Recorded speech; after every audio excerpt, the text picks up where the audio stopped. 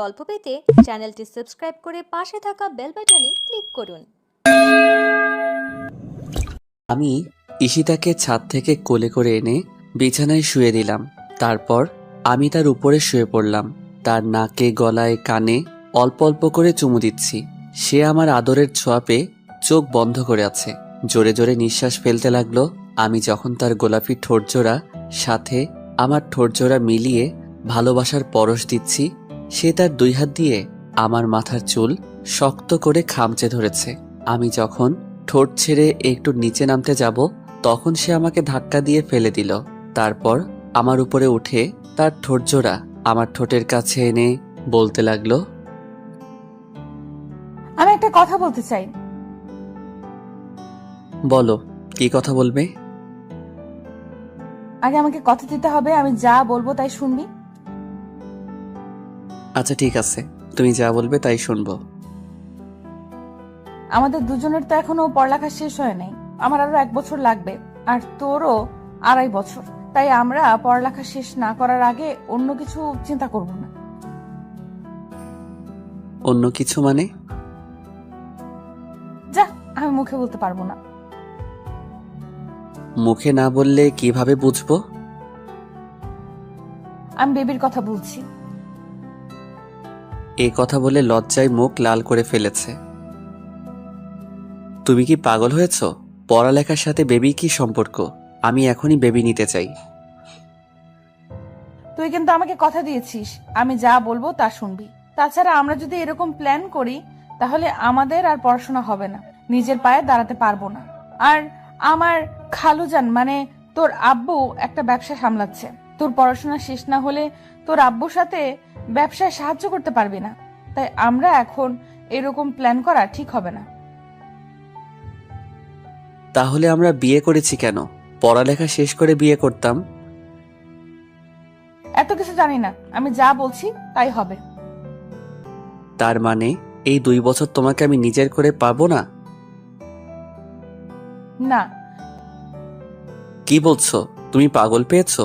বিয়ের পরে বউকে নিজের করে পাবো না, আদর করতে পারবো না, এই কথা বললেই হলো? মানি না আমি। তুমি আমার বিয়ে করা বউ, আমি যা বলবো তা শুনতে হবে। কি বলছিস তুই? আমাকে কথা দিয়েছিস, আমি যা বলবো তাই শুনবি। কিন্তু এতদিন তোমাকে কাছে না পেয়ে থাকতে পারবো? কে বললো আমাকে কাছে পাবি না? আমি তো সব সময় তোর সাথেই থাকবো। সাথে থাকলে কি হবে তোমাকে নিজের করে না পেলে? আরে পাগল, আমি তো সব সময় তোরই থাকবো, আর আমি তো আমাদের ভালোর জন্যই বলছি। আমার রাগ উঠে গেল। 2 বছর কিভাবে থাকবো? লাগবে না সব সময় তোমাকে আমার। আমি ধাক্কা দিয়ে উপর থেকে নামিয়ে বিছানার একপাশে শুয়ে পড়লাম। আমার বাবুটা দেখি খুব রাগ করেছে। দেখি বাবু, এদিকে আসো। এই কথা বলে আমাকে কাছে টেনে নিল। তারপর আমার 2 গালে কয়েকটা পাপ্পি দিয়ে আমাকে জড়িয়ে ধরলো। আমি তার জড়িয়ে ধরার কোনো রেসপন্স দিচ্ছি না। কি হলো, জড়িয়ে ধরো আমাকে। জড়িয়ে ধরে আমি বলছি জড়িয়ে ধর, না হলে কিন্তু আমি রুম থেকে চলে যাব। কি আর করা, বাধ্য হয়ে মেনে নিতে হলো। তা না হলে শাকচুন্নির রুম থেকে বাহির হয়ে যাব। আর বাসরাতে বউ রুম থেকে বাহির হওয়া মানে একটা গন্ডগোল লাগা। আমি আর কিছু না বলে জড়িয়ে ধরলাম। সাথে সাথে আমার বুকে এসে শুয়ে পড়ল। আমি কপালে একটা চুমু দিয়ে তাকে শক্ত করে জড়িয়ে ধরলাম। সকালে কারোর চুলের পানি দিয়ে আমার ঘুম ভাঙলো। তাকিয়ে দেখি আমার শাকচুন্নি কিছুক্ষণ আগে মনে হয় শাওয়ার নিয়েছে। পরনে আকাশি কালার একটা শাড়ি, চুলগুলো থেকে টপ টপ করে পানি পড়ছে। সে পানি মনে হয় আমার মুখে দিয়েছিল। সে তার রেশমি কালো চুলগুলো ঘাড়ের এক সাইডে করে তোয়ালে দিয়ে চুলগুলো মুছছে। তার উন্মুক্ত পিঠে পানির ফোঁটা জমে আছে। কোমরের এক সাইডে শাড়িটা উপরে তোলা, নাভিটা স্পষ্ট দেখা যাচ্ছে। হায় আল্লাহ, এভাবে যদি আমার সামনে থাকে তাহলে 1 বছর কেন, একদিন নিজেকে কন্ট্রোলে রাখা আমার পক্ষে অসম্ভব হবে। আমি আস্তে আস্তে উঠে পিছন থেকে তার কোমরে হাত দিয়ে জড়িয়ে ধরলাম। সে একটু কেঁপে উঠল। এই কি করছিস? আমি আর কোনো কথা না বলে তাকে কোমর ধরে টেনে এনে খাটে আমার কোলে বসিয়ে দিলাম। সে ছাড়ো বলে চিল্লাতে লাগলো। সে নিজেকে ছাড়িয়ে নেওয়ার চেষ্টা করছে না। দিব্যি আমার কোলে বসে আছে। আমি তার হাত থেকে তোয়ালেটা নিয়ে তার ভেজা চুলগুলো মুছতে লাগলাম। কি শুরু করে দিয়েছিস সকালবেলা? আমাকে নিচে যেতে হবে, সব মেহমানরা আছে, নাস্তা মাস্তা তৈরি করতে হবে না?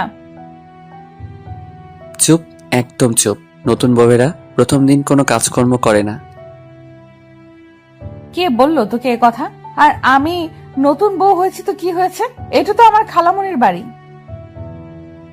চুপ করো, কোনো কাজকর্ম করতে হবে না, তুমি শুধু আমার কাজ করবা। আরে নতুন বউ সকালে নিচে না গেলে সবাই কি বলবে? কিচ্ছু বলবে না। আমি তার চুলগুলো মুছে তার গলায় কানে চুমু দিতে লাগলাম। সে শিহরিত হয়ে উঠল। কি করছিস? আমার কেমন জানি লাগছে। কেমন লাগছে বলো? না ছাড় বলছি আমাকে। জোরাজোরি শুরু করে দিল। ছাড়বো না, তার আগে পাপ্পি দাও। কেন? রাতে অনেকগুলো দিয়েছি, এখন আবার কেন? রাতে দিয়েছ তো কি হয়েছে? দিনে 20টা করে পাপ্পি দিতে হবে, তার একটা কম হলে আমারটা আমি আদায় করে নিব। যা, দিনে এতগুলো পাপ্পি দিতে পারবো না। দিতে পারবে না তো সমস্যা নাই, অন্য কারো কাছ থেকে নিয়ে নেব। কি? না কিছু না। অন্য কারো কাছ থেকে নিয়ে নিবে মানে? বললাম তো কিছু না। এ কথা যদি দ্বিতীয়বার কোনো সময় মুখে শুনি, তাহলে একটা বাড়ি দিয়ে মাথা ফাটিয়ে ফেলবো। হাই হাই, কি বলো? মাথা ফাটিয়ে ফেললে তো আমি মারা যাব, আর তুমি বিধবা হয়ে যাবে। বিধবা হলে হব, তারপরেও কোনো মেয়ের কথা যেন তোর মুখে না শুনি। আচ্ছা ঠিক আছে, শুনবা না, এখন পাপ্পি দাও। না দিব না। আচ্ছা ঠিক আছে, না দিলে যাওগা, লাগবে না তোমার পাপ্পি। লুচ্চা ছেলে, চোখ বন্ধ কর। চোখ বন্ধ করব কেন? চোখ বন্ধ না করলে দেব না বলে দিলাম। আমি চোখ বন্ধ করলাম, সাথে সাথে আমার দুগালে কয়েকটা পাপ্পি দিয়ে দৌড়ে চলে গেল। আমি ওয়াশরুম থেকে ফ্রেশ হয়ে নিচে গেলাম। সাথে সাথে নানা ভাই আমাকে একটা সোফায় বসিয়ে দিল। তারপর নানান কথা জিজ্ঞাসা করতে শুরু করলো। আমি নানা ভাইয়ের কথা শুনে হাসতে হাসতে শেষ। বউকে কতক্ষণ আদর করেছি, বউকে মন ভরে আদর করেছে কিনা, কিছুদিন পরে খুশির সংবাদ পাবে কিনা, আরো নানান কথা। আমিও বানিয়ে বানিয়ে সব মিথ্যা কথা বলেছি। সকালের নাস্তা করে শাকচুনিকে নিয়ে শ্বশুর বাড়িতে রওনা দিলাম। হায়রে আপ্যায়ন, এতদিন ছিল খালার বাড়ি, এখন হলো শ্বশুর বাড়ি। দুটা অ্যাডজাস্ট হয়ে গিয়েছে, মনে হয় খাওয়াতে খাওয়াতে মেরে ফেলবে। এত আপ্যায়ন আর সম্মান দেখে তো মনে মনে ভাবলাম আরো বছরখানেক আগে বিয়ে করলাম না কেন। এক রাত শ্বশুর বাড়িতে থেকে আবার আমার শাকচুন্নিকে নিয়ে নিজের বাড়িতে আসলাম। তারপর থেকে চলতে লাগলো আমাদের দিন। শাকচুন্নি এত কাজ করতে পারে আমি কল্পনাও করতে পারিনি। আম্মুর কোনো কাজ করতে হয় না, সব কাজ শাকচুন্নি করে। সাথে আমার কাপড় ধোয়া, কাপড় ইস্ত্রি দেওয়া, যাবতীয় যা কাজ আছে বাড়ির সবই করে। এক সপ্তাহ পরে ভার্সিটিতে যাওয়া শুরু করলাম। একই সাথে ভার্সিটিতে রিক্সা করে যাওয়া, আবার ভার্সিটি শেষ করে একই সাথে রিক্সা দিয়ে আসা। আমার ক্লাস অবশ্যই তার ক্লাসের 1 ঘন্টা আগে শেষ হয়ে যায়, তবে ক্লাস 1 ঘন্টা পরে শেষ হয়, আর 1 ঘন্টা আমি তার জন্য অপেক্ষা করতে হয়। অপেক্ষা না করে যদি চলে যায় তাহলে আমার সাথে রাগ করে 3 দিন কথা বলবে না। আগে তো কথা না শুনলে থাপ্পড় মারতো, কিন্তু বিয়ের পর থেকে আমাকে থাপ্পড় দেয় না। আমি কোনো কিছু বললে, আবার কোনো কিছু করলে রাগ করে অভিমান করে বসে থাকবে। রাতে সোফায় ঘুমাবে, আমাকে স্পর্শ করতেও দিবে না। তাই আমিও তার কথা মতো বাধ্য হয়ে চলি। প্রতিদিন রাতে আমাকে জড়িয়ে ধরে, আমার বুকে মাথা রেখে ছোট বাচ্চার মতো ঘুমাবে। আমিও তাকে ভালোবাসার স্পর্শে জড়িয়ে নেই। ভালোই চলতে লাগলো দিনকাল। আজকে 3 মাস হয়ে গেছে, এখনো তাকে নিজের করে পাইনি। রাতে 4 পাপ্পি, দিনে 4 পাপ্পি নিয়ে সন্তুষ্ট থাকতে হয়। আমি মাঝে মাঝে জোর খাটিয়ে তাকে একটু ভালোবাসা দেই। একদিন রাতে ল্যাপটপে এক বন্ধুর সাথে চ্যাট করতেছিলাম, হঠাৎ একটা ইমেইলে চোখে পড়লো। ইমেইলটা আসছে আজ থেকে 5 দিন আগে। অনেকদিন ধরে অনলাইনে থাকি না, তাই ইমেইলটা চোখে পড়েনি। ইমেইলটা পড়ে যা বুঝলাম, লন্ডন একটা ইউনিভার্সিটিতে অ্যাপ্লাই করেছিলাম, তারা আমাকে সিলেক্ট করেছে। সবকিছু ঠিকঠাক থাকলে আগামী 27 তারিখে আমাকে লন্ডনে যেতে হবে এবং সব কাগজপত্র ফিল আপ করতে হবে। 1 তারিখ থেকে আমার ক্লাস শুরু হবে, তার মানে আর 15 দিন। এখন চিন্তায় পড়ে গেলাম, আব্বু আম্মু কি রাজি হবে? বিশেষ করে আমার শাকচুন্নিকে কি বলবো? আমি কি শাকচুন্নিকে ছাড়া থাকতে পারবো? কেউই হয়তো রাজি হবে না, কারণ এখন আমি একটা পাবলিক ভার্সিটিতে লেখাপড়া করছি। তাহলে বিদেশ যাওয়ার দরকার কি? সবার সামর্থ্য বা মেধা থাকে না পাবলিক ভার্সিটিতে পড়ার। আমার সাথে আমার 3 বন্ধু পরীক্ষা দিয়েছিল, কিন্তু ওরা চান্স পায়নি, আমি পেয়ে গেলাম। আবার মনে মনে ভাবলাম, আব্বু একা ব্যবসা সামলাচ্ছে, আর ঈশিতা যেহেতু আমাকে শর্ত দিয়েছে লেখাপড়া শেষ না করার আগে আমাদের ভবিষ্যতে ফিউচার নিয়ে ভাবা যাবে না, তাহলে দেশে থেকে কি করব? বন্ধু বান্ধবের আড্ডায় ওড্ডায় আরও লেখাপড়ার ক্ষতি হবে। ভাবলাম রাতে খাওয়ার সময় আব্বু আম্মুকে কথাটা বলবো। কিছুক্ষণ পরে নিচে খেতে গেলাম, আমার শাকচুন্নির সবাইকে খাবার বেড়ে দিচ্ছে, আমি অল্প খেয়ে উঠে পড়লাম। ইমেলটা আসার পরে থেকে ভালো লাগছে না। আব্বু আম্মু জিজ্ঞাসা করলো খাবার শেষ না করে উঠে পড়লাম কেন। আসলে আমার তো রকম খিদে নেই, তাই অল্প খাওয়ার পরে পেট ভরে গেছে। এই কথা বলে আমি রুমে চলে আসলাম। কিছুক্ষণ পরে আমার সিনিয়র শাকচুন্নি আসলো। কি হয়েছে, কোনো সমস্যা? খানা না খেয়ে রুমে চলে আসছো কেন? না এমনি, আব্বু আম্মুকে রুমে আছে। হ্যাঁ আছে, কেন? একটু কাজ আছে, আমি আব্বু আম্মুর সাথে একটু কথা বলে আসি। আমার শাকচুন্নি কৌতূহল হয় আমার পিছনে আসতে লাগলো। আম্মু বলতে লাগলো, কি হলো, কিছু বলবি? আসলে আম্মু, আব্বু একা ব্যবসা সামলাচ্ছে, একবার এখান থেকে ওখানে আবার ওখান থেকে এখানে, এত দৌড়াদৌড়ি করছে। আমি তো আব্বুকে হেল্পও করতে পারছি না, তাই বাহিরে একটা ভার্সিটিতে অ্যাপ্লাই করেছিলাম। সবকিছু ঠিকঠাক থাকলে আগামী 27 তারিখে আমাকে যেতে বলল, আর 1 তারিখ থেকে ক্লাস। কি বলিস তুই? দেশের বাইরে গিয়ে লেখাপড়া করবি কেন? দেশের সবচেয়ে ভালো ভার্সিটিতে লেখাপড়া করছিস, এখানে লেখাপড়া শেষ করবি, দেশের বাইরে যাওয়ার কোনো দরকার নেই। আম্মু প্লিজ, আমার অনেক দিনের স্বপ্ন দেশের বাইরে কোনো একটা ইউনিভার্সিটিতে লেখাপড়া শেষ করব, তারপর আব্বুর সাথে ব্যবসায় জয়েন করব। তুই কেন বুঝিস না বাবা? তুই আমাদের একমাত্র ছেলে, তুই এত দূরে থাকবি, তাহলে আমরা কিভাবে থাকবো? আর বিশেষ করে ঈশিতা মেয়েটা এক মুহূর্তও তোকে ছাড়া থাকতে পারবে না। ঈশিতার কথা চিন্তা করো না, ওকে আমি বুঝিয়ে বলবো। এখন তোমরা বলো কি করতে। আচ্ছা ঠিক আছে, ঈশিতাকে যদি তুই বোঝাতে পারিস তাহলে যাবি, সমস্যা নেই। আমি আম্মুর রুম থেকে বাহির হতে যাব, দেখি শাকচুনি দরজায় দাঁড়িয়ে আছে। আমাকে দেখে মুখটা কালো করে রুমের দিকে যেতে লাগলো। আমি রুমে ঢুকে দেখি মুখ ফুলিয়ে খাটের এক সাইডে বসে আছে। আমি আস্তে আস্তে তার কাছে গেলাম এবং তার হাত দুটো ধরে বলতে লাগলাম, কি হয়েছে? এভাবে মুখ কালো করে চলে আসলে কেন? তুই লেখাপড়া শেষ করতে বাইরে যেতে হবে কেন? যে ভার্সিটিতে এখন পড়তেছিস সেখানে তো লেখাপড়া শেষ করা যায়। তাছাড়া আমি তো না দেখে থাকতে পারবো না। আরে তুমি তো বলেছ লেখাপড়া শেষ না করার আগে আমাদের ফিউচার নিয়ে না ভাবতে, আগে নিজের পায়ে দাঁড়াতে। তাছাড়া দেশে বন্ধু বান্ধবের আড্ডা উড্ডায় পড়ালেখায় ভালোভাবে মনও বসাতে পারি না। আর তোমাকে কে বলল তুমি আমাকে দেখতে পারবে না? আমি তো প্রতিদিন তোমার সাথে কথা বলবো, ভিডিও কলে তোমাকে দেখবো। তারপরও আমি থাকতে পারবো না।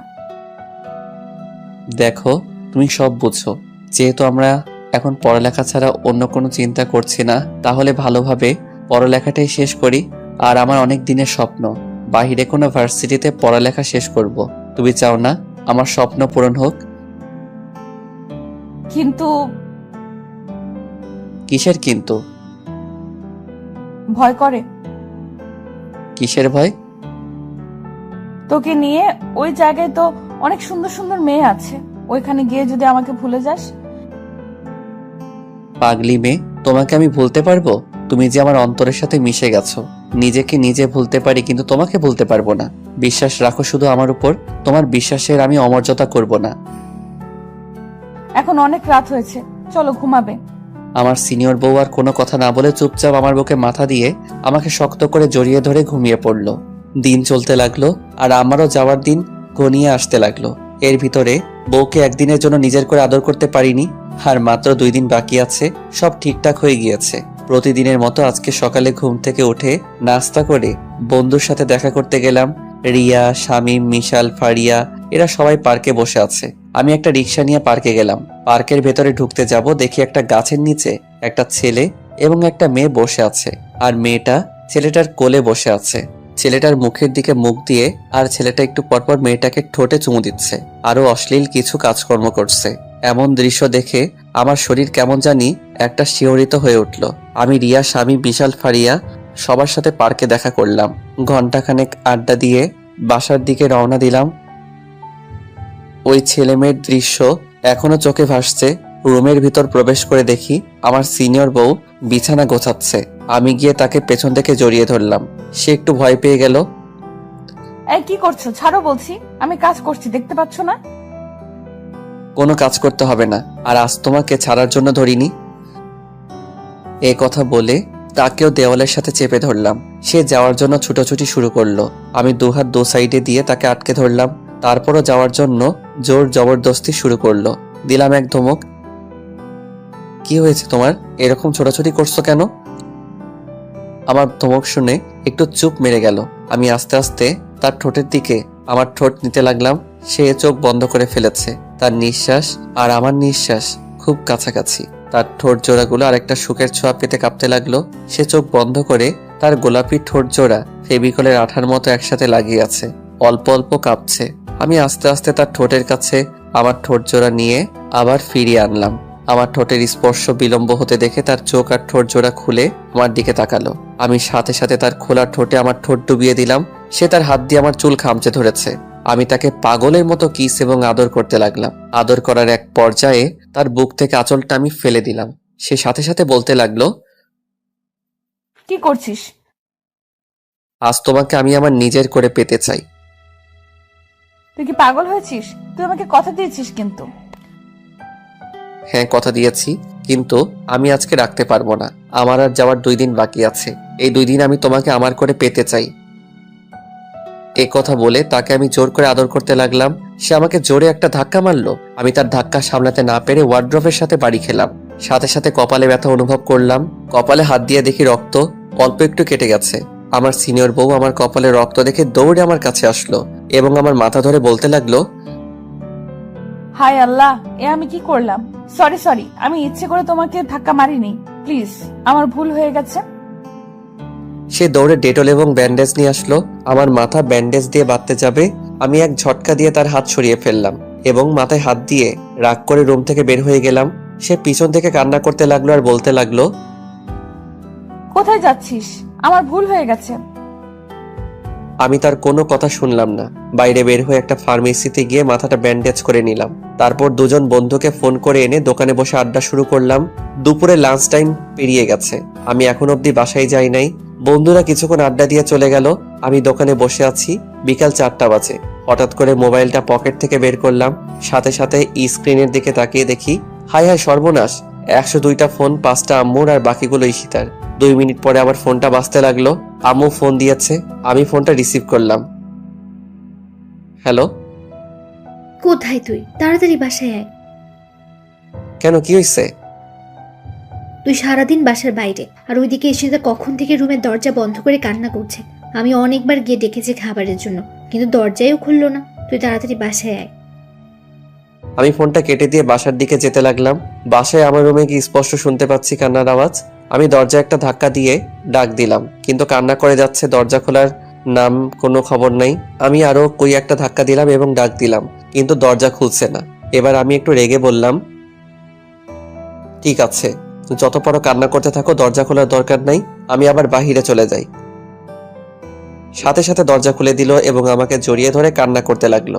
আমার অনেক খারাপ লাগছে, এভাবে কখনো কান্না করতে দেখি নাই। আমার এরকম করা ঠিক হয়নি।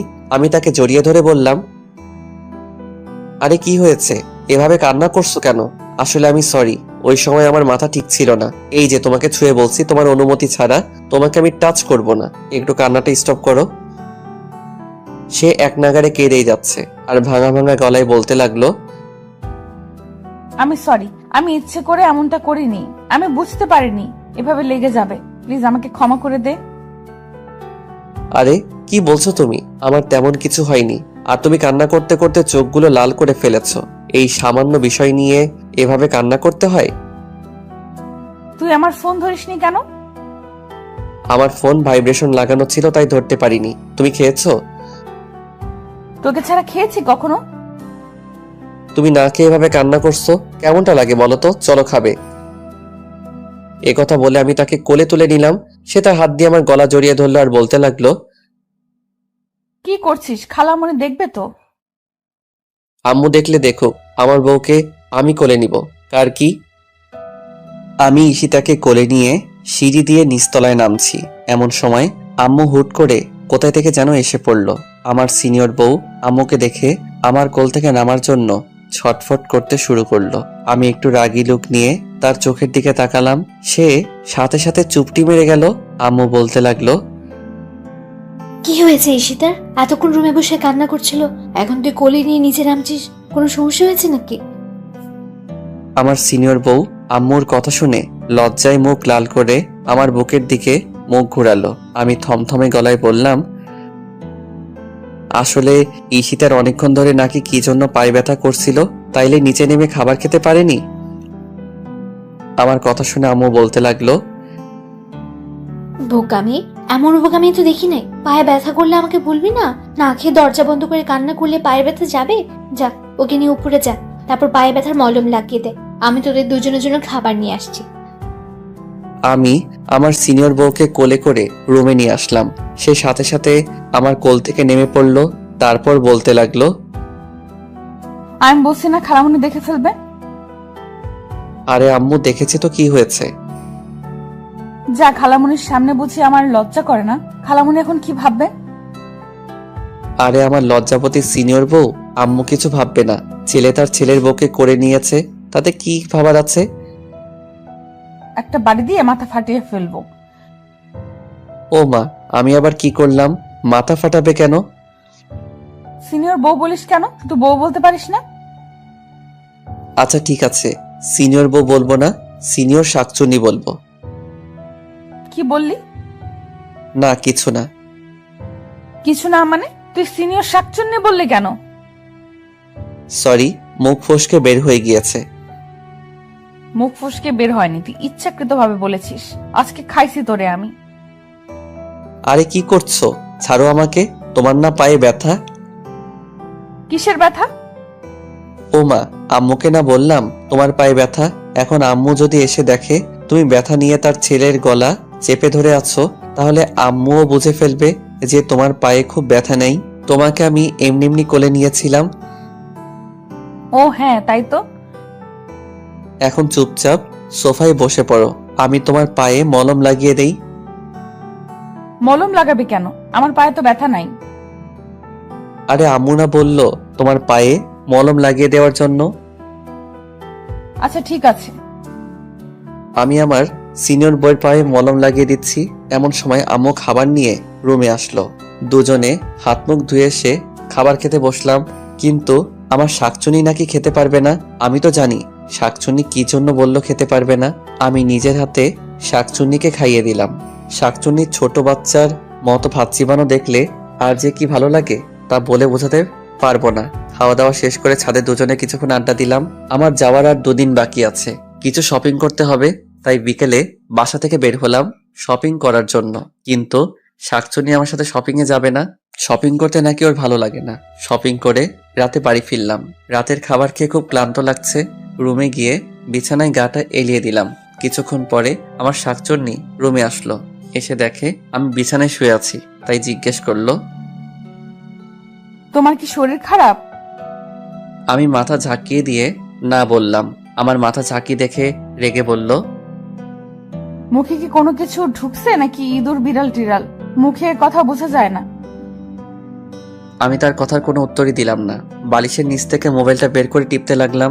সে রাগ করে আমার পাশেই শুয়ে পড়ল। আমি মোবাইল টিপছি আর চোখে তার দিকে তাকাচ্ছি। সে এপাশ ওপাশ করছে, কি যেন বলবে মনে হয়, কিন্তু আমার অবস্থা দেখে রাগে কিছু বলতে পারছে না। আমি দিব্যি মোবাইল টিপেই যাচ্ছি। সে অনেকক্ষণ নড়াচড়া করে আমার কাছে ঘেঁষতে লাগলো। তারপর আমি এক নাগারে মোবাইল টিপেই যাচ্ছি। সে এবার আর চুপ থাকতে পারিনি, বলতে শুরু করলো, কি আছে মোবাইলে? এইভাবে মোবাইল টিপছো? ওখানে গিয়ে যদি এইভাবে মোবাইল টিপো তাহলে লেখাপড়া তো কারে উঠবে? আমি তার কোনো কথা জবাব দিচ্ছি না। সে এবার আমার বুকে চলে আসলো এবং আমার হাত থেকে মোবাইলটা ছো মেরে নিয়ে নিল। কি করছো? আমার উপরে আসলা কেন? উপরে আসলাম মানে? দুপুরে আমি তোমাকে কথা দিয়েছি, তোমার অনুমতি ছাড়া তোমাকে টাচ করব না। তুমি আমাকে কথা দিয়েছো টাচ করবা না, কিন্তু আমি তো কথা দেইনি আমি আমার স্বামীর উপর আসবো না। তাতে তোমার কি? হ্যাঁ, মানে তুমি আমার উপরে আসবা আর আমার কিছু না? না তোমার কিছু না। দুপুরের জন্য এখনো আমার উপর রাগ করে আছো? আচ্ছা ঠিক আছে, দুপুরের জন্য আমি সরি। আমি ইচ্ছে করে এমনটা করিনি, খুব লেগেছিল না? আমি কোনো কথা বললাম না। কি হলো, কথা বলবা না? আচ্ছা ঠিক আছে, আমি আদর করে দিচ্ছি। এই কথা বললে আমার কপালে কয়েকটা চুমু দিল, তারপর বলল, এখন ঠিক আছে তো? এখন তো রাগ কমেছে নিশ্চয়ই? না, এখনো রাগ কমেনি। কি হলো বলো, এখনো রাগ কমেনি? তাহলে কি করলে রাগ কমবে তোমার? এক কাজ করো, আমাকে শক্ত করে জড়িয়ে ধরো, তাহলেই তোমার রাগ কমে যাবে। কি লজিক, শক্ত করে জড়িয়ে ধরলে রাগ কমে যাবে? কি হলো, ধরো না কেন? না, ধরবো না।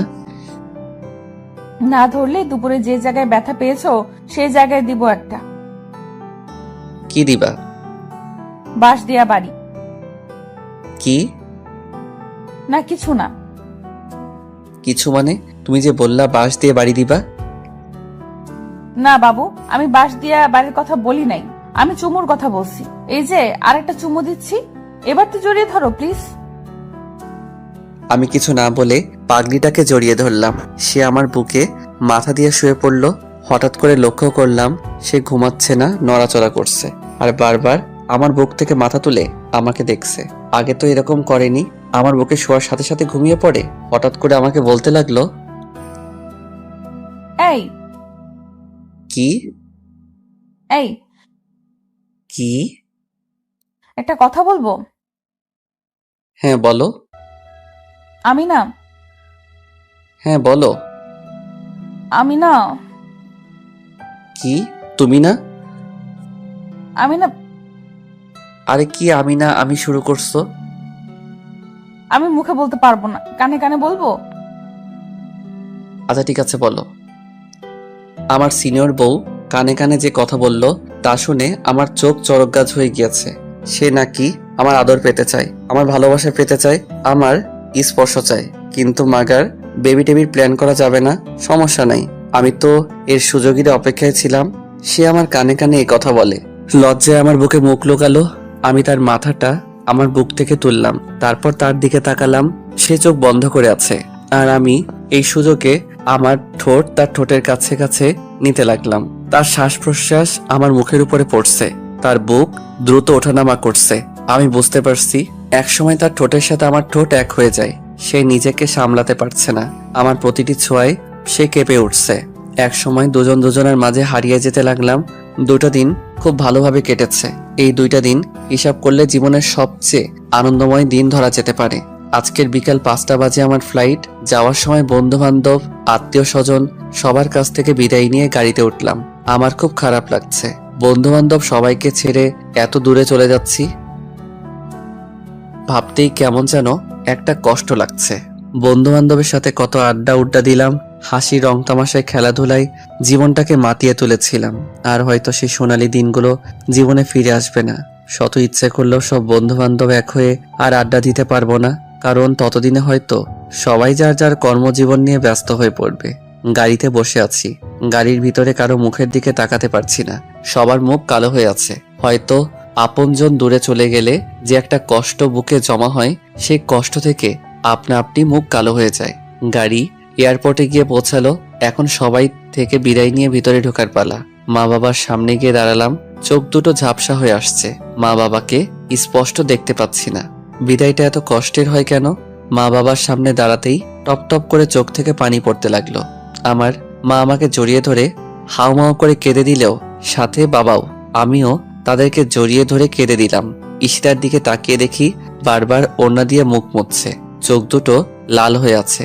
মামা এসে আব্বু আমাকে বলতে লাগলো, ওকে জড়িয়ে ধরে যদি এইভাবে কান্না করতে থাকো তাহলে ও যাবে কিভাবে? ফ্লাইট মিস করবে তো। আব্বু আম্মু নিজেদেরকে সামলে নিল। তারপর আম্মু আমাকে কপালে চুমু দিয়ে বলতে লাগলো, বাবা সাবধানে থাকবি, ঠিকমতো খাওয়া দাওয়া করবি, বেশি রাত জাগবি না, তোর তো আবার রাত জাগার অভ্যাস আছে।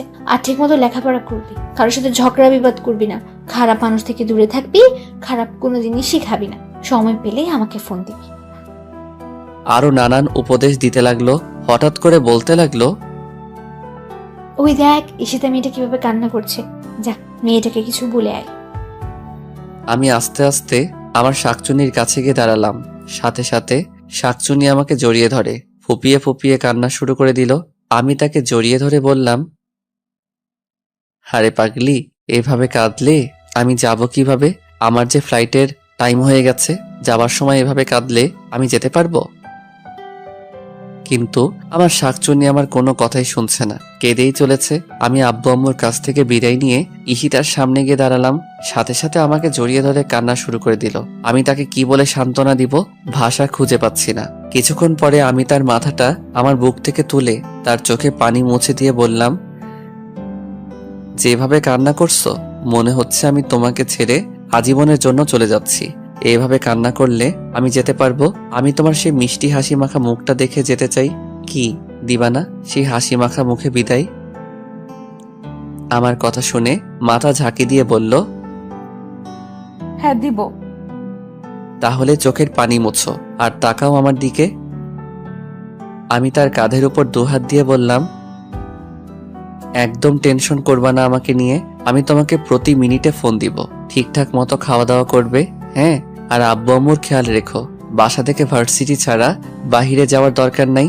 এখন তুমি কোনো মেয়ে না, কারো স্ত্রী, কারো বাড়ির বউ। সাবধানে চলাফেরা করবা। যদি পারো যে বোরকাটা পরে আমার সাথে বাজারে গিয়েছিলা সেই বোরকাটা পরে বাহিরে বের হবা। কেউ যেন আমার রেখে যাওয়া আমানতের দিকে নজর দিতে না পারে। কি হলো, কথা বলো না কেন? তুমি যেভাবে বলবা আমি সেভাবেই চলবো। কেউ তোমার আমানতের দিকে নজর দিতে পারবে না। আমি আমার সিনিয়র বউয়ের কপালে একটা চুমু দিয়ে বললাম, তাহলে এখন একটু হাসো, আমার যাওয়ার সময় হয়ে গিয়েছে। ঈশিতা একটা মুচকি হাসি দিল, কিন্তু সেই হাসিতে কোনো প্রাণ নেই। আসলে প্রিয় এবং কাছের মানুষ যদি দূরে কোথাও চলে যায়, সেই কাছের মানুষকে বিদায় দেওয়াটা যে কতটা কষ্টের মুহূর্ত শুধু তারাই অনুভব করতে পারবে, যারা কাছের এবং প্রিয় মানুষকে দূরে কোথাও যাওয়ার সময় বিদায় দিয়েছে। আমি বললাম, তাহলে আসি। এ কথা বলার সাথে সাথে ঈশিতা আমার বুকে ঝাঁপিয়ে পড়ল আর বলতে লাগলো, আমি তোমাকে ছাড়া থাকতে পারবো না। পাগলি বে, আমি তো আজীবনের জন্য চলে যাচ্ছি না, মাত্র তো কয়েকটা বছর, তারপর তো আবার তোমার কাছে ফিরে আসবো। এভাবে কান্না করলে আমি তো যেতে পারবো না। প্রিয় মানুষগুলোকে হাসি মুখে বিদায় দিতে হয়। ঈশিতা একটু স্বাভাবিক হয়, নাক টানতে টানতে বলতে লাগলো, যেভাবে যাচ্ছ সেভাবে ফিরে আসবা। হ্যাঁ আসবো। আর ওই জায়গায় কিন্তু অনেক সুন্দর সুন্দর মেয়েরা আছে, দেখতে সেম বান্দরের মতো। ওদের সুন্দরের লোভে পড়বা না। আর লাল চামড়ার মেয়েদের থেকে 100 হাত দূরে থাকবা। কি হলো, আমি কি বলছি বুঝতে পারছো নি? হ্যাঁ বুঝতে পারছি। আর ঠিকঠাক মতো খাওয়া দাওয়া করবা, শরীরের যত্ন নিবা। ওই জায়গায় একদম অগোছালো ছেলেদের মতো থাকবে না। বাইরে ঘোরাঘুরির দরকার নাই। Varsity to hostel, hostel to varsity, এর ভেতরে কোনো জায়গায় যাবা না। মন দিয়ে পড়বা। মোবাইলে খারাপ কোনো ভিডিও দেখতে পারবা না বলে দিলাম। প্রতিদিন আমার সাথে মোবাইলে কথা বলতে হবে, তা না হলে কিন্তু আমি না খেয়ে থাকবো। আর ওই জায়গায় যদি উল্টাপাল্টা কিছু করো তাহলে কিন্তু আমাকে হারাবা। তোমাকে হারাবো মানে? আমি স্টেট মারা। কথাটা শেষ করতে দেই নাই, তার আগে তার মুখে হাত দিয়ে চেপে ধরলাম। চুপ, একদম এ কথা বলো না। তুমি যেভাবে বলবা সেইভাবেই ওই জায়গায় চলবো। তুমি একদম আমাকে নিয়ে টেনশন করবা না। আমি তোমারই আছি, তোমারই থাকবো। বুঝতে পেরেছো? ঈশিতা মাথা ঝাঁকি দিয়ে বলল, হ্যাঁ। এখন তাহলে আমি যাই? আচ্ছা ঠিক আছে, যাই বলি না, বলো আসি। আচ্ছা আসি তাহলে। সবার কাছ থেকে বিদায় নিয়ে এয়ারপোর্টের ভিতরে ঢুকবো। এয়ারপোর্টের টার্মিনালের বাহিরে শেষ কদমটা রাখার আগে পিছনে একবার ঘুরে দাঁড়ালাম। দেখি আব্বু আম্মু নির্বাক হয়ে দাঁড়িয়ে। আম্মু চোখের জল মোছার ব্যর্থ চেষ্টা করতেছে, কিন্তু পারছে না। কোনো বাবা মা প্রিয় সন্তানকে দূরে কোথাও পাঠানোর সময় স্বাভাবিক থাকতে পারে না। ঈশিতার দিকে একবার তাকালাম, চাতক পাখি নয়ন জোড়ার মতো তীক্ষ্ণ দৃষ্টি নিয়ে আমার যাবার পথের দিকে তাকিয়ে আছে। আমি খেয়াল করে দেখলাম আমার চোখ দুটি ঝাপসা হয়ে আসছে। চোখের কোণে কয়েক ফোঁটা নোনা জল এসে জড়ো হয়েছে। আর পিছনে না তাকিয়ে সোজা ভিতরে চলে গেলাম। বিমান লন্ডনের উদ্দেশ্যে উড়াল দেওয়ার কিছু মুহূর্ত আগে বড় একটা নিঃশ্বাস নিয়ে আমার সোনার দেশের মাটির ঘ্রাণ নিলাম। আব্বু আম্মুর আর ঈশিতার বলা কথাগুলো মনের গোপন সিন্দুক কোটায় জমা করে রাখলাম, যেন সেখান থেকে বের করে তা অক্ষরে অক্ষরে পালন করতে পারি। চলে আসলাম সেই জীবন স্বপ্ন পূরণের ভার্সিটিতে। 2 দিন হোস্টেলে থাকলাম। 2 দিনে অনেক জায়গা ঘোরা হয়ে গিয়েছে। ঈশিতা ঠিকই বলছে, এখানের মেয়েরা অনেক সুন্দর, কিন্তু আমাদের দেশের মেয়েদের চেয়ে না। এদের হাসি কেমন যেন, এদের চোখ নারকেলের ভিতরের আবরণের মতো, নাকগুলো লম্পা, কেমন যে বিশ্রী বিশ্রী লাগে। শুধু চামড়া সুন্দর হলে সুন্দরী হওয়া যায় না, কালো হোক আর ফর্সা হোক, তার হাসি সুন্দর থাকতে হবে, তার চোখে মায়া থাকতে হবে। যে চোখের দিকে তাকালে সেই চোখের অতল সাগরে যে কোনো ব্যক্তি সেকেন্ডের ভিতর নিজেকে ভাসাতে পারবে। কণ্ঠস্বর খুব বিশ্রণ হতে হবে। এগুলো যার মধ্যে থাকবে, হোক সে কালো কুচকুচে, সে যে কোনো চামড়ার সুন্দরীকে হার মানাবে। আর এগুলো শুধু বাঙালি নারীদের মধ্যেই আছে। তারপর থেকে নিয়মিত ক্লাস করতে শুরু করলাম। নতুন পরিবেশে, নতুন জায়গা, নতুন ভার্সিটি।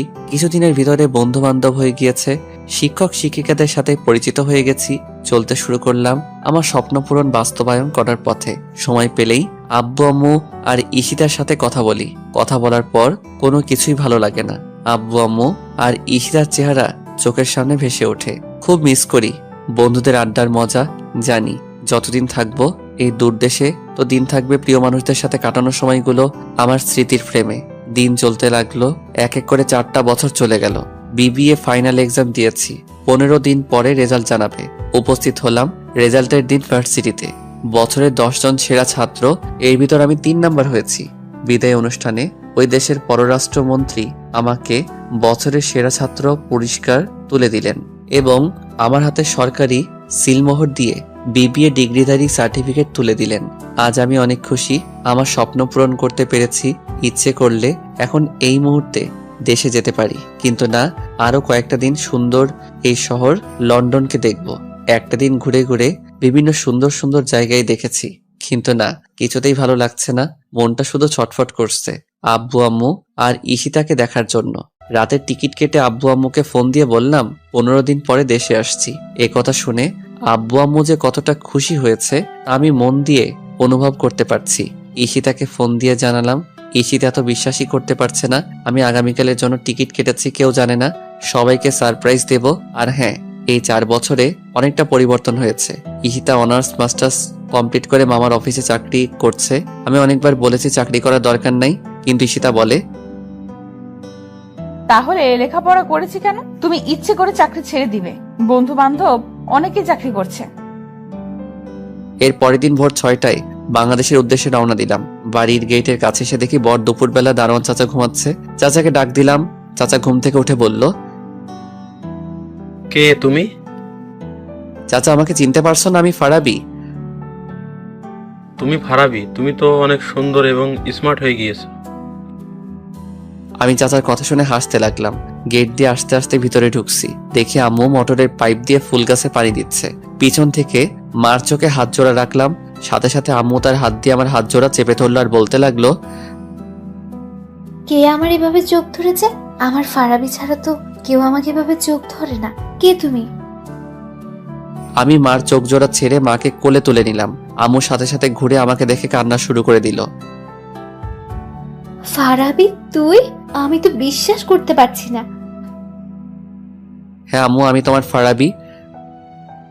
সাথে সাথে আম্মু আমাকে জড়িয়ে ধরে কান্না শুরু করে দিল আর বলতে লাগলো, কেন যেন আমার মন বলছিল তুই আসবি। তুই না বলেছিলি আরো 15 দিন পরে আসবি?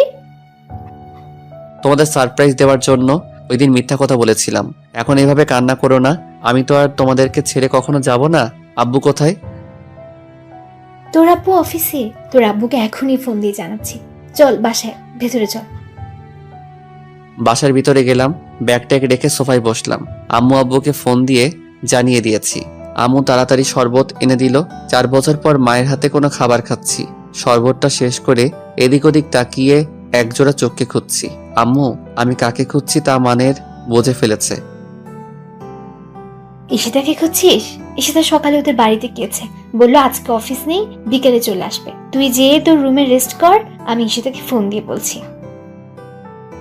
না আম্মু, তুমি আগে ফোন দিবা না? আমি ওদের বাসায় গিয়ে ওকে সারপ্রাইজ দেব। আচ্ছা ঠিক আছে, তুই এখন গিয়ে একটু রেস্ট কর, তারপর ওদের বাড়িতে যাবি।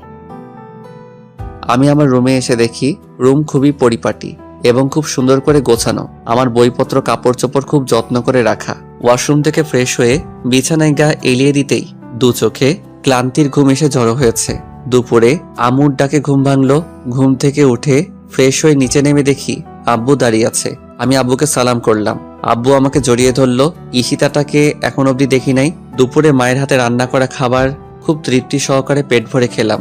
দুপুর পেরিয়ে বিকালের মধুলগ্ন সময়ে আমি ঈশিতাদের দরজার সামনে দাঁড়িয়ে কলিং বেল চাপতে লাগলাম আর যন্ত্রণাদায়ক অপেক্ষা করতে লাগলাম কখন দরজা খুলবে আর আমার সিনিয়র শাকচুন্নিকে দেখব। 1 মিনিট পরে খালামণি এসে দরজা খুলে দিল। হঠাৎ করে আমাকে দেখে খালামণি চমকে উঠল, যেন বিদ্যুতের শক খেয়েছে। ফারাবি তুই? আমি খালামণিকে সালাম করলাম। তুই না বললি 15 দিন পরে আসবি? হ্যাঁ বলছিলাম, কিন্তু তোমাদেরকে সারপ্রাইজ দেওয়ার জন্য আজকে চলে আসছি। হঠাৎ করে লক্ষ্য করে দেখি ড্রয়িং রুমের এক সাইডে কয়েক জোড়া ছেলেদের জুতা রাখা। আমি খালামণিকে জিজ্ঞাসা করলাম, বাসার ভিতরে ছেলেদের জুতো কেন? খালামণি বলল, এগুলো সাকিবের জুতো।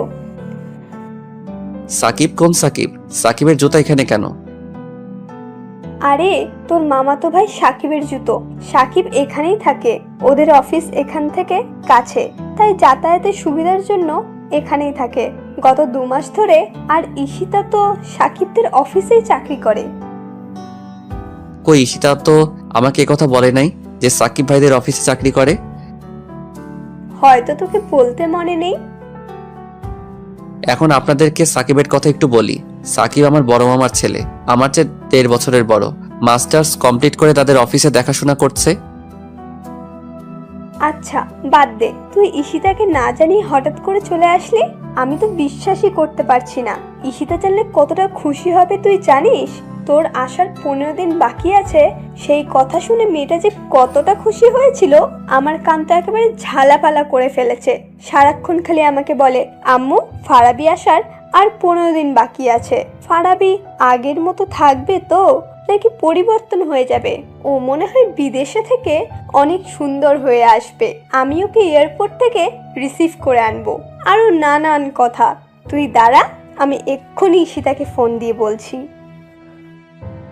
ঈশিতা কোথায় গিয়েছে? ঈশিতা সাকিবের সাথে একটু মার্কেটে গিয়েছে, এক্ষুনি চলে আসবে। না, তোমার ফোন দেওয়ার দরকার নেই, তাহলে সারপ্রাইজ দিতে পারবো না। আচ্ছা ঠিক আছে, ফোন দিব না। তুই ঈশিতার রুমে গিয়ে বস। ঈশিতা আসলে এমন ভাবে বলবো ও চমকে উঠবে।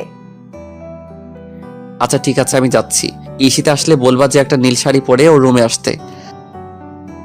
আচ্ছা আচ্ছা বলবো, এমন ভাবে বলবো ও না চমকে পারবে না। আমি ঈশিতার রুমে চলে গেলাম। ওর রুমটা খুব গোছানো। ওর টেবিলের উপর 2টা ছবি রাখা। দুটোটা ছবি আমার। দেওয়ালে আমার আর ঈশিতার একটা বড় ফ্রেমের ছবি লাগানো।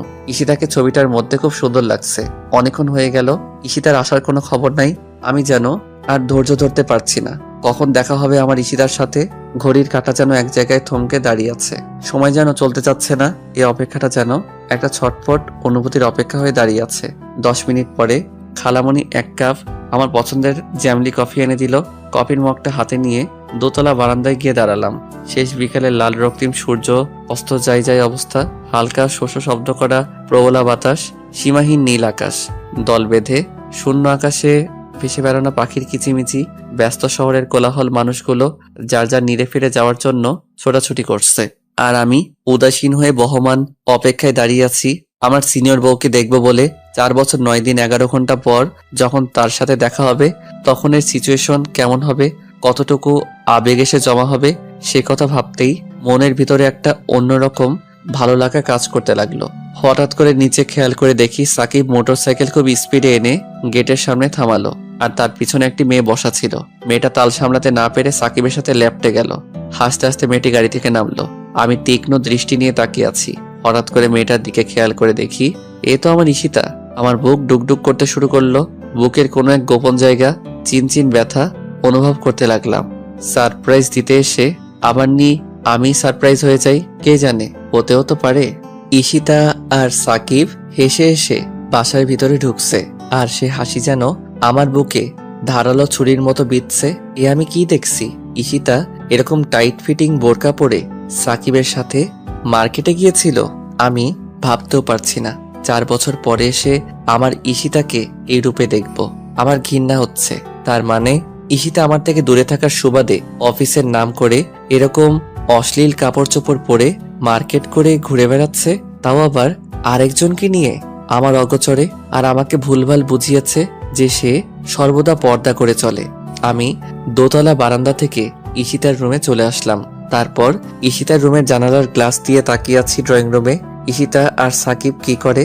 এরা দুজন বাসার ভিতরে ঢোকার সাথে সাথে খালামণি বলতে শুরু করলো, এতক্ষণে আসলি? আমি কখন থেকে তোদের জন্য ওয়েট করছি। ঈশিতা বলতে লাগলো,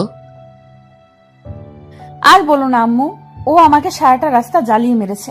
আর দেখো আমাকে কি কাপড় পছন্দ করে দিয়েছে। এরকম কাপড় কেউ পরে? সাকিব বলতে লাগলো, দেখো পুপি, ওর কাপড়গুলো খুব সুন্দর না? ওকে কিন্তু খুব মানাবে। ও সারা রাস্তা উল্টো আমাকে জ্বালিয়ে মেরেছে। ওর কাপড়গুলো নাকি সুন্দর না? কত সুন্দর। আর তুই যে শার্ট প্যান্টগুলো আমাকে পছন্দ করে দিয়েছিস, সেগুলো তো একেবারে ডাস্টবিন। মোটেও না, আমি যেগুলো তোকে পছন্দ করে দিয়েছি সেগুলো তুই পরলে তোকে অনেক সুন্দর লাগবে। শার্ট প্যান্ট আর টাই পরলে আমাকে এমনিতে হ্যান্ডসাম লাগে। তোর ওই শার্ট প্যান্ট পরলে আমাকে ফকিরের মতো লাগবে।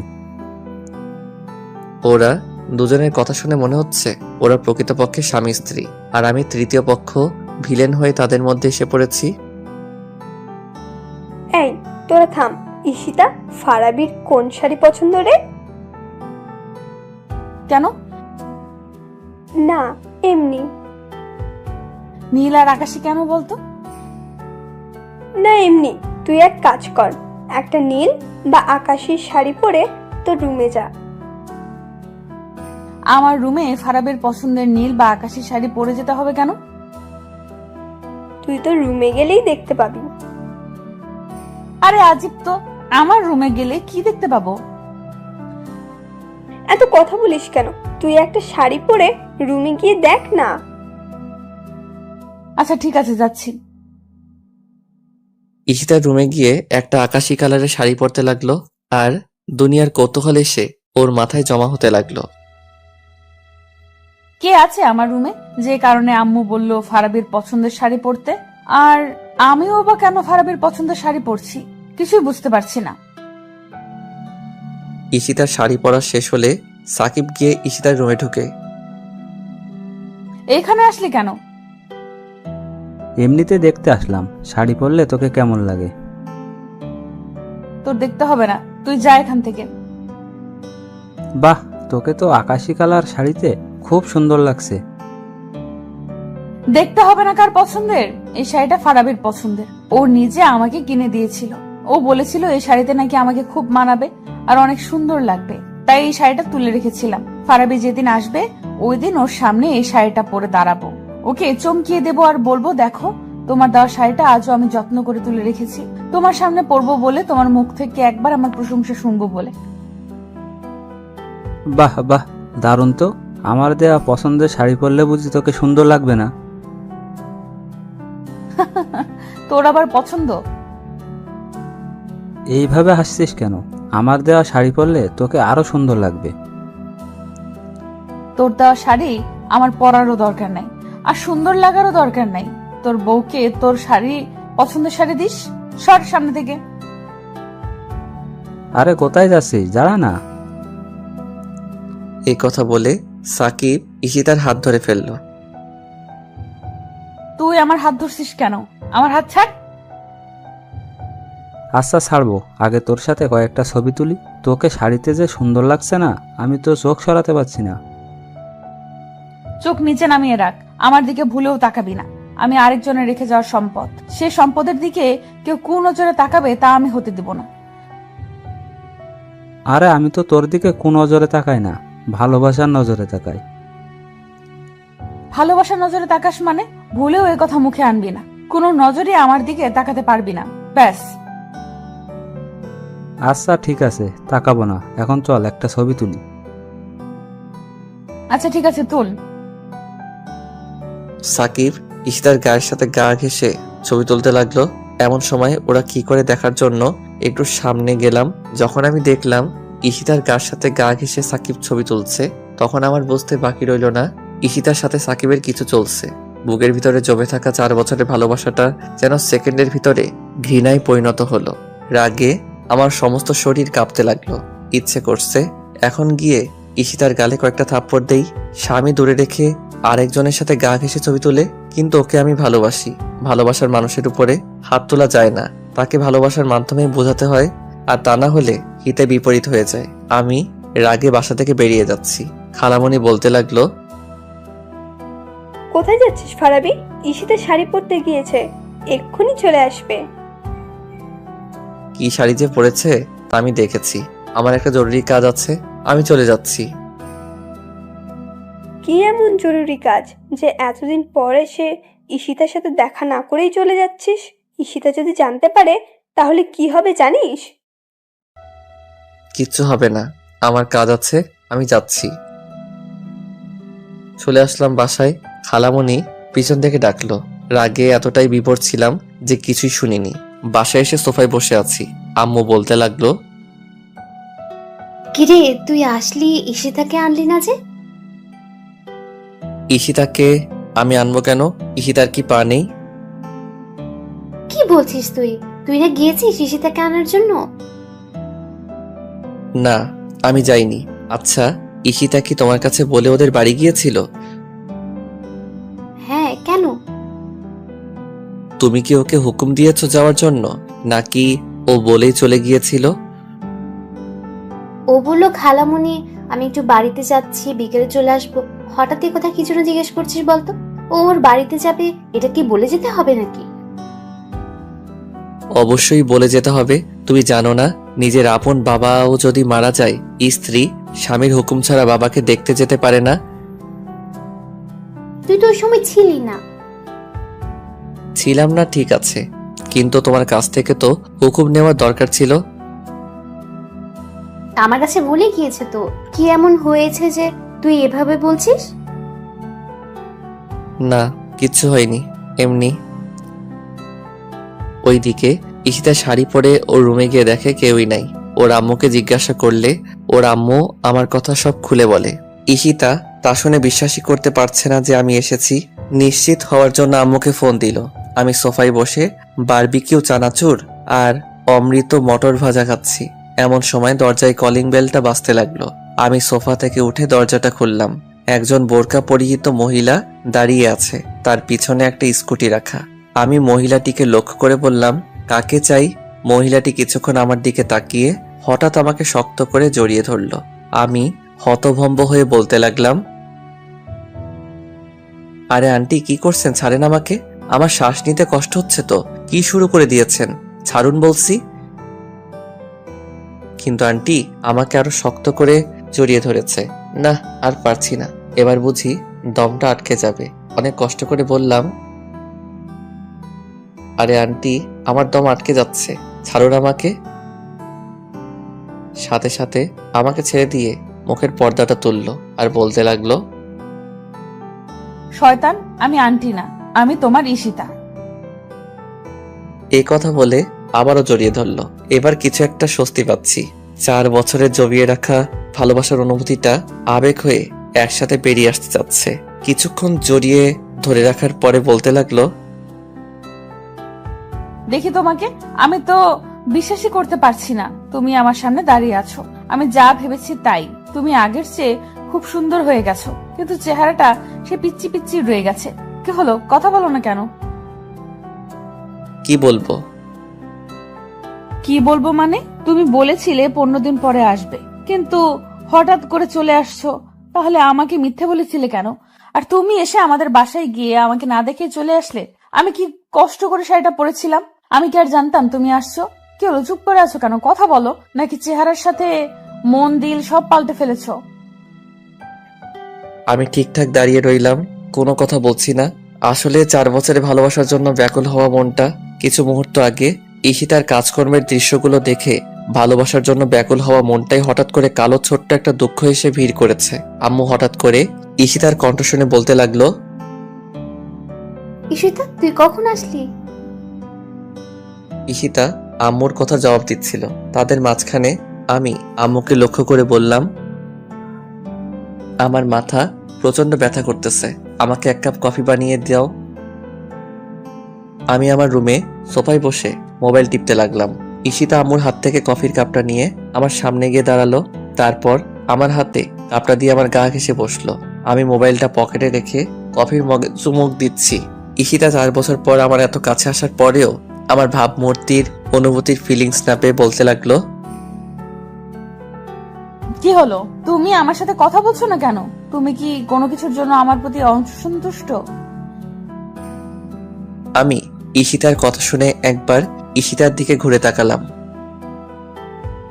কি হলো, এইভাবে তাকালে কেন? কথা বলো। তুমি কি বোবা হয়ে গেছো? তুমি আমার সাথে কথা বলছো না, মনে হচ্ছে আমার গলায় বিশাল বড় একটা কাঁটা আটকে আছে। আমার ভালো লাগছে না।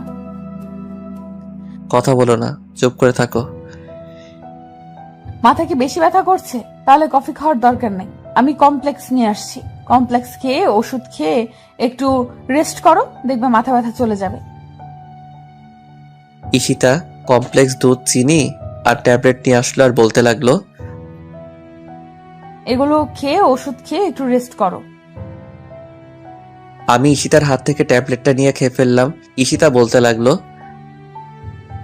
খালি পেটে ট্যাবলেট খেয়েছো, শরীর তো অনেক খারাপ করবেই। আমি কোনো কথা বললাম না, সোজা বিছানায় শুয়ে পড়লাম। ঈশিতা হয়তো এটা বুঝছে যে আমার মাথা ব্যথা করছে, তাই ওর সাথে কথা বলছি না।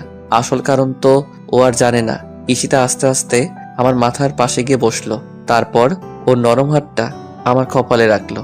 4 বছর পর ভালোবাসার মানুষের হাতের স্পর্শ পেয়ে অনুভূতিহীন ভালোবাসাটা যেন জাগা দিয়ে উঠলো। পরক্ষণে 2 চোখে ঈশিতা সাকিবের সাথে মোটরসাইকেলে লেফটে যাওয়ার দৃশ্যটা ভেসে উঠল। আমার একটা হাত দিয়ে ঈশিতার হাতটা সরালাম এবং বললাম, ধরবা না আমাকে, আমার কেমন যেন লাগে। কি বলো তুমি? তোমার মাথা ব্যথা করছে? আমি তোমায় হাত বুলিয়ে দিচ্ছি, তোমারও আরাম লাগার কথা। তোমাকে আমি বলেছি হাত বুলিয়ে দিতে? এরকম করছো কেন তুমি আমার সাথে? সত্যি তোমার কিছু হয়েছে? 4 বছর পর আমি তোমার এত কাছে, কিন্তু তোমার কোনো অনুভূতি নাই? শোনো, তোমার কথার উত্তর আমি দিতে পারবো না। আমার মাথা ব্যথা করছে, যাও এখান থেকে। না, আমি যাব না। সত্যি করে বলো তোমার কি হয়েছে?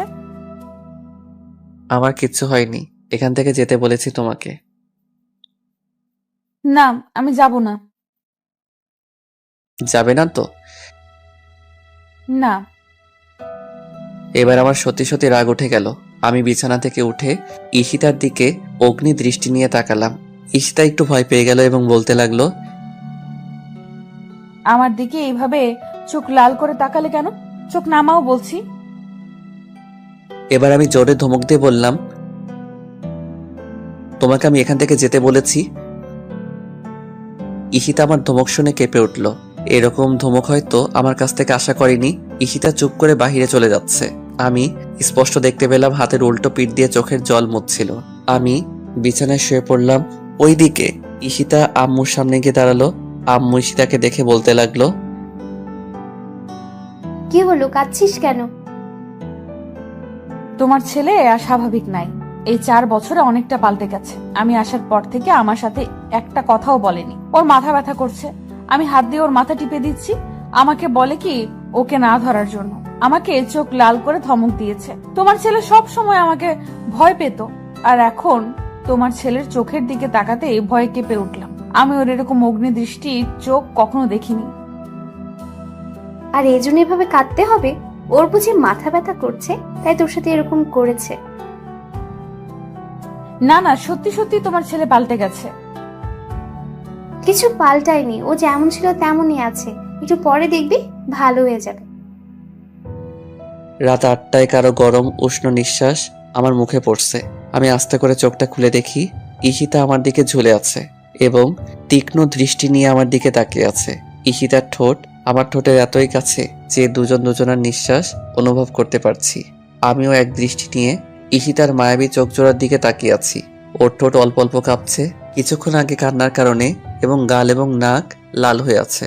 নাকের ডগায় কয়েক হাজার ছোট ছোট ঘামের ফোঁটা এসে জড়ো হয়েছে। 4 বছর পর ঈশিতাকে আমি সেই মায়াবী রূপে দেখছি, যে মায়াবী রূপের সাগরে আমি অনেক আগেই নিজেকে হারিয়ে ফেলেছি। দুজন নিস্তব্ধ নীরবতা পালন করতে লাগলাম। আমার 4 বছরের জমিয়ে রাখা গভীর ভালোবাসা জানান দিচ্ছিল যে ঈশিতার কাঁপা কাঁপা ঠোঁটগুলো নিজের আয়ত্তে নিয়ে নিতে, গভীর এক লম্বা চুম্বনে হারিয়ে যেতে। পরক্ষণে আমার মনে হয়ে গেল সাকিব আর ঈশিতার কিছু মুহূর্তের কথা। ধাক্কা দিয়ে আমার উপর থেকে ঈশিতাকে সরিয়ে দিলাম। তারপর সোজা ওয়াশরুমে ঢুকে ঠাস করে দরজাটা লাগিয়ে দিলাম। ঈশিতা আমার এরকম ব্যবহারে অবাক হয়ে গিয়েছে। এক দৃষ্টি নিয়ে আমার যাবার দিকে তাকিয়েছিল। ঈশিতা হয়তো আমার কাছে এরকম কখনোই আশা করেনি যে ছেলেটার কাছে বিরার জন্য সবসময় পাগল হয়ে থাকতো। 4 বছর পর ছেলেটার এত কাছে গেলাম, ওর কোনো অনুভূতি নাই। ঈশিতা কিছুই বুঝতে পারছে না কেন তার সাথে এরকম করছে। আমি ওয়াশরুম থেকে বের হয়ে দেখি ঈশিতা বিছানা গোছাচ্ছে। আমাকে দেখে একটা তোয়ালে এনে দিল। আমি তোয়ালেটা হাতে নিয়ে বিছানায় ঢিল মেরে ফেলে দিলাম। ঈশিতা নির্বাক হয়ে আমার দিকে তাকিয়ে আছে। আমি রুম থেকে বের হয়ে নিচে নেমে আসলাম। ডাইনিং টেবিলে আব্বু আম্মু বসে আছে। আমাকে দেখে বলতে লাগলো, মাথা ব্যথা কমেছে তোর? আমি মাথা ঝাঁকি দিয়ে হ্যাঁ শব্দ উচ্চারণ করলাম। 2 মিনিট পর ঈশিতা উপর থেকে ডাইনিং টেবিলে আসলো। মুখটা গোমরা করে আছে, ঠোঁটগুলো শুকিয়ে একটা থেকে আরেকটা আলাদা হয়ে আছে, যেন ঠোঁটে কোনো প্রাণের ছোঁয়া নেই। চেহারাটা অনেকটা কালো হয়ে আছে। ও লম্বা চুলগুলো দিয়ে চেহারার এক পাশ ঢেকে রাখছে আর বারবার আর চোখে আমাকে দেখছে। আম্মু ঈশিতা তার দিকে তাকিয়ে বলল, কি হয়েছে ঈশিতা তোর? ঈশিতা মাথা ঝাঁকি দিয়ে বলল, না, কিছু হয়নি। তাহলে এভাবে দাঁড়িয়ে আছিস কেন? বস। ঈশিতা আমার পাশে একটা চেয়ার টেনে বসলো। আমি অল্প খেয়ে টেবিল থেকে উঠে পড়লাম। আম্মু জিজ্ঞাসা করলো, কি হলো, উঠে পড়লি কেন? আমার খাওয়া শেষ। ঈশিতা বুঝতে পারছে না আমার এগুলো করার মানে কি। আমি রুমে এসে বিছানায় শুয়ে পড়লাম। 10 মিনিট পর ঈশিতা আমার রুমে আসলো। ঈশিতা আমাকে দেখে আমার মাথার পাশে এসে বসলো। কি হয়েছে তোমার? সত্যি করে বলো তো, কেন এমন করছো? কিরকম করছি? যে এত বছর পরে এসে আমাকে কাছে পেয়েও কোনো ফিলিংস নাই তোমার। আমার সাথে ঠিকঠাক ভাবে কথাও বলছো না, অদ্ভুত সব আচরণ করছো। আমি কোনো অদ্ভুত আচরণ করছি না। আমি ঘুমাবো, লাইট অফ করো। তুমি সত্যি অনেকটা পাল্টে গেছো। তুমি আর আমার আগের ফারাবি নাই, তুমি চেঞ্জ হয়ে গেছো। আমি আগে যেমন ছিলাম এখনো ঠিক তেমনই আছি। বেশি কথা না বলে চুপচাপ ঘুমাও তো। ঈশিতার সাথে সাথে আমার হাতটা ধরে ফেললো। আমি কি তোমার সাথে অন্যায় কিছু করেছি? বলো আমাকে। যদি কিছু করে থাকি তাহলে আমাকে মারো, বকা দাও, কিন্তু আমার সাথে এরকম করো না প্লিজ। আমাকে ইগনোর করো না। আমি তোমার এই অদ্ভুত আচরণগুলো মেনে নিতে পারছি না। এই তোমাকে না বলছি আমি ঘুমাবো। তোমার এই পেচের পেচের ভালো লাগে না, আমার হাত ছাড়ো। ঈশিতা আমার এই কথা শুনে কান্না শুরু করে দিল। কান্নার আওয়াজ পেয়ে আম্মু আমার রুমে চলে আসলো। আম্মু বলতে লাগলো, কি হয়েছে ঈশিতা? দেখো তোমার ছেলে আমার সাথে কেমন করছে। কি হয়েছে ফারাবি, তুই মেয়েটার সাথে এরকম করছিস কেন? আমি কিছু করছি না। ওকে বললো কান্না থামাতে, আর না হয় অন্য রুমে গিয়ে কান্না করতে আমি ঘুমাবো। না, আমি এখান থেকে যাব না। আমি এই রুমেই কান্না করব। না গেলে আমি চলে যাই। আমি রুম থেকে বাহির হতে যাব, এমন সময় ঈশিতা কান্না করতে করতে রুম থেকে বাহির হয়ে গেল। আম্মু পিছন থেকে ঈশিতাকে ডাকছে, কিন্তু ঈশিতা শুনছে না। আম্মু ঈশিতার পিছনে যেতে লাগলো। আমি দরজা লাগিয়ে বিছানায় শুয়ে পড়লাম, কিন্তু কিছুতেই ঘুম আসছে না। বুকটা কেমন যেন খালি খালি লাগছে। কিসের যেন অভাব 4 বছর আগে বাহিরে যাওয়ার সময় ঈশিতা আমার বুকে মাথা রেখে বলেছিল, তোর এই বুকটা শুধু আমার জন্য বরাদ্দ, এখানে আর অন্য কাউকে ঠাঁই দিবি না।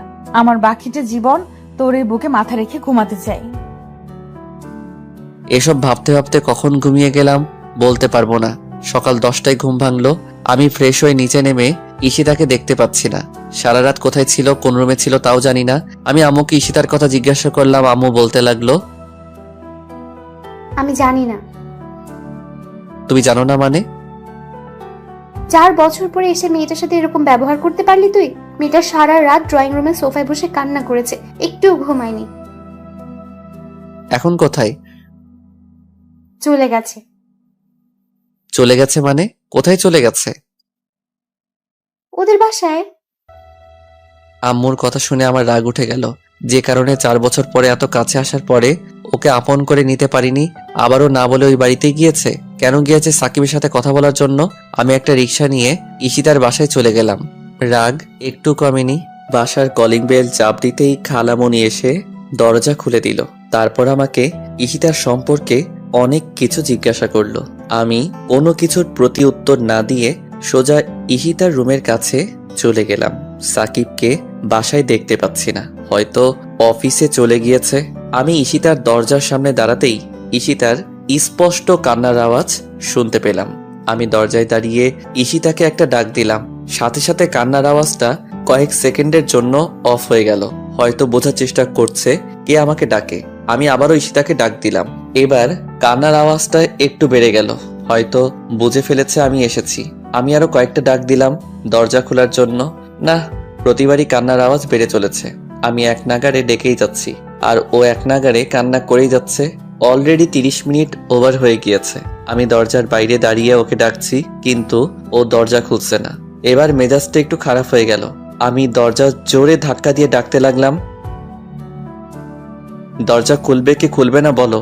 আর যদি দরজা না খুলো তাহলে এই বাড়িতে আজীবনের জন্য থেকে যেও। ওই বাড়িতে আর যাওয়ার দরকার নাই, আমি চলে যাচ্ছি। ঈশিতা তারপরও দরজা খুলছে না। এবার মেজাজটা আরো খারাপ হয়ে গেল। কি হলো, তুমি দরজা খুলবে না? আচ্ছা ঠিক আছে, দরজা খোলার দরকার নেই, যত পারো কান্না করো, আমি চলে যাচ্ছি। এ কথা বলে চুপ করে সাইড হয়ে দাঁড়িয়ে রইলাম। কিছুক্ষণ কোনো সারা শব্দ করলাম না। ঈশিতার কান্না অফ হয়ে গেল। হয়তো মনে মনে বলছে ও কি সত্যি সত্যি চলে গেছে। আমি কিছুক্ষণ চুপ করে থেকে আবারও দরজার সামনে গিয়ে ডাক দিলাম। আমি ডাক দেওয়ার সাথে সাথে কান্নার আওয়াজ শুনতে পাচ্ছি। হয়তো বলছে ও এখনো যায় নাই। মেয়েরা আর কিছু পারুক আর না পারুক, কান্না করে অনেক কিছু হাসিল করতে পারে, যে কোনো পুরুষকে ঘায়েল করতে পারে। কি হলো, তুমি দরজা খুলবে না? এবার যদি দরজা না খুলো তাহলে আমি সত্যি সত্যি চলে যাব। তারপর দেখি কি করো। না, আর থাকবো না। এবার সিঁড়ি দিয়ে নিচে নামতে যাব। এমন সময় দরজা খোলার আওয়াজ শুনতে পেলাম। আমি রুমের ভিতরে প্রবেশ করে দেখি মাথা নিচের দিকে দিয়ে বিছানার কাছে দাঁড়িয়ে আছে। আমি তার সামনে গিয়ে দাঁড়ালাম। সে মুখ অন্যদিকে ফিরিয়ে নিল। আমি আবারও সামনে গেলাম। সে এবারও অন্যদিকে মুখ ফিরিয়ে নিল। বুঝতে পেরেছি অনেকটা অভিমান করে বসে আছে, কিন্তু আমি তার অভিমান ভাঙাবো না। সে না বলে এখানে আসলো কেন? আমি তার হাতটা ধরলাম এবং বললাম, কার কাছে বলে এখানে এসেছো? ঈশিতা অবাক হয়ে আমার দিকে তাকালো। হয়তো এই মুহূর্তে এই কথাটা আমার কাছ থেকে আশা করেনি। সে হয়তো ভেবেছিল ও সারা রাত কান্না করেছে, রাগ করে অভিমান করে চলে এসেছে। আমি তার রাগ অভিমান ভাঙিয়ে বলবো, সরি, তোমাকে অনেক কষ্ট দিয়ে ফেলেছি। ওই সময় আমার কি হয়েছিল জানি না, তোমার সাথে এরকম ব্যবহার করেছি, আমাকে ক্ষমা করে দাও। কিন্তু আমি তাকে উল্টা জিজ্ঞাসা করছি, তুমি কার কাছে বলে এই বাড়িতে এসেছো? ঈশিতা কোনো কথা বলছে না, তাই আমি আবারও জিজ্ঞাসা করলাম, কি হলো, কথা বলো না কেন? কার কাছে বলে এই বাড়িতে এসেছো? কারো কাছে না। তাহলে আসলে কেন? কথা বলো, আমার কথা উত্তর দাও। তোমার সাথে এক রাত কথা বলি নাই, তুমি রাগ করে অভিমান করে চলে এসেছো। তোমার সাথে কথা বলি নাই, তুমি যতটুকু কষ্ট পেয়েছো তার চেয়েও বেশি কষ্ট পেয়েছি আমি। সারা রাত ঘুমাতে পারি নাই। 4 বছর পর তুমি আমার কাছে আসার পরেও কেন তোমার সাথে এরকম ব্যবহার করলাম জানো তুমি? ঈশিতা আমার কথা শুনে আমার দিকে অবাক হয়ে ঘুরে তাকালো। এক এক করে ঈশিতাকে সবকিছু খুলে বললাম। ঈশিতা বলতে লাগলো, বিশ্বাস করো তুমি, আমি সাকিবের সাথে মার্কেটে যেতে চাইনি। ও আম্মুকে অনেক রিকোয়েস্ট করে বলল, তারপরও আমি যেতে রাজি হইনি, কারণ তুমি যে বোরকা পরার জন্য বলেছিলে ওই বোরকাটা ধুয়ে শুকাতে দিয়েছিলাম, কিন্তু আম্মুর অনেক রিকোয়েস্টের পরে ওই বোরকাটা যেটা তুমি পছন্দ না করো ওইটা পরে গিয়েছিলাম। আমি সরি, আর এরকম বোরকা কখনো পরবো না। আচ্ছা ঠিক আছে, চলো এবার বাসায় চলো। আর কখনো না বলে এ বাড়িতে আসবা না। যদি প্রয়োজন হয় আমাকে বলবা, আমি নিয়ে আসবো।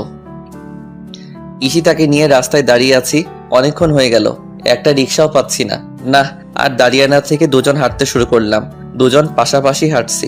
ঈশিতার হাত আর আমার হাত বারবার স্পর্শ হচ্ছে, কিন্তু আমি ঈশিতার হাত ধরছি না।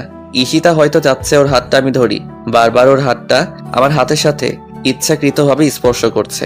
আমি একটু মজা নেওয়ার জন্য আমার হাত দুটো পকেটে ঢুকিয়ে ফেললাম। ঈশিতা আমার দিকে একবার তাকালো, হয়তো মনে মনে বলছে,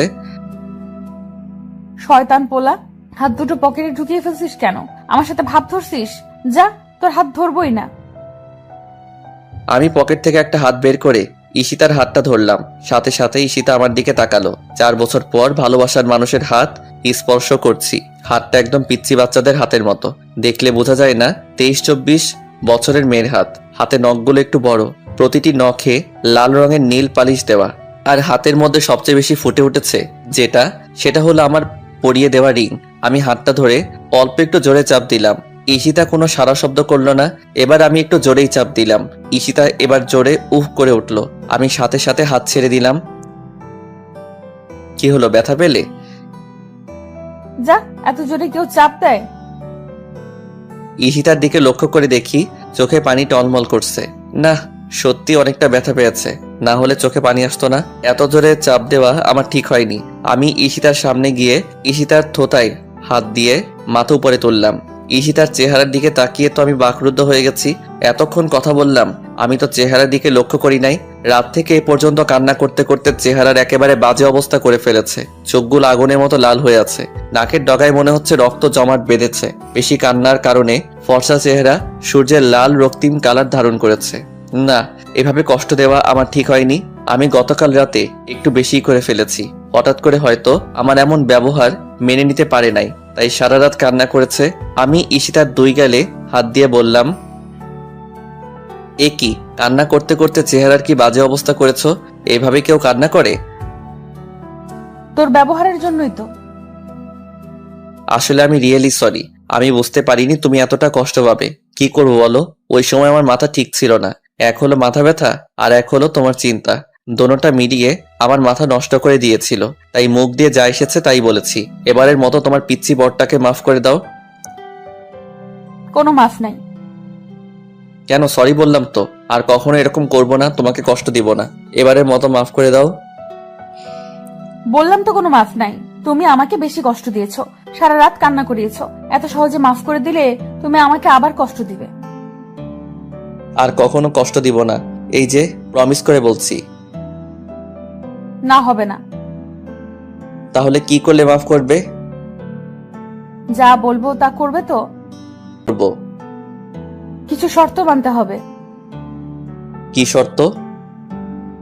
কি শর্ত আগে বলতে পারবো না। আগে তুমি বলো আমার শর্তগুলো মানবে কি মানবে না। হ্যাঁ, মানবো।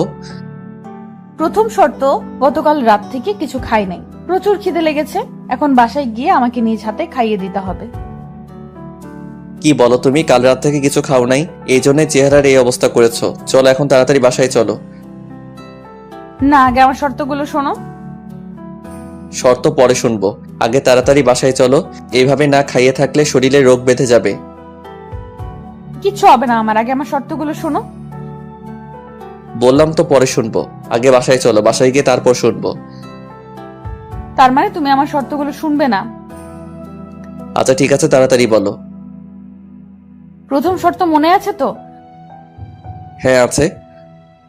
তাহলে দ্বিতীয় শর্ত, আজকে থেকে আমি যা চাইবো তা অনায়াসে এনে দিতে হবে, কখনো না করতে পারবা না। আচ্ছা ঠিক আছে, এনে দিব। তাহলে তৃতীয় শর্ত, হ্যাঁ বলো। আমি যদি কখনো ভুল করি তাহলে আমাকে শুধরিয়ে দিবে, আর না হয় আমাকে বলবে, আমি শুধরে নিব। কিন্তু আমাকে না বলে তার কারণে আমাকে ইগনোর করা চলবে না। আমাকে দূরে সরিয়ে দিতে পারবে না, ধমক দিতে পারবে না, যদি আমাকে কিছু না বলে আমার সাথে গতকালকের মতো উল্টাপাল্টা কিছু করো, তাহলে একটা বাড়ি দিয়ে মাথাটা ফাটিয়ে হসপিটালে ভর্তি করে রাখবো। তারপর তুমি কাঁদবে। কাঁদলে কাঁদবো, চতুর্থ শর্ত। আরো আছে? হ্যাঁ, আরো অনেক। আচ্ছা দাঁড়াও 1 মিনিট। এই মিয়া, আপনারা শুনছেননি? আরে ওইদিকে কি দেখেন? আমার দিকে তাকান। আপনাকে বলছি, শুধু তো গল্প পড়তে বসে থাকেন। কীর্তি কারবারটা দেখছেননি? আমার সিনিয়র আপুর, নাউজুবিল্লাহ, সিনিয়র বউয়ের। এতে আর বউ ওইয়া মোটর সাইকেলে আরেক স্যামরার লগে ল্যাপটি মাইরা ঘুইরা বেড়াইছে, গার সাথে গা ঘেসে ছবি তুলছে। তার এই অপরাধের জন্য আমার কাছে একবার সরি বলছে, আমি মাফ করে দিছি।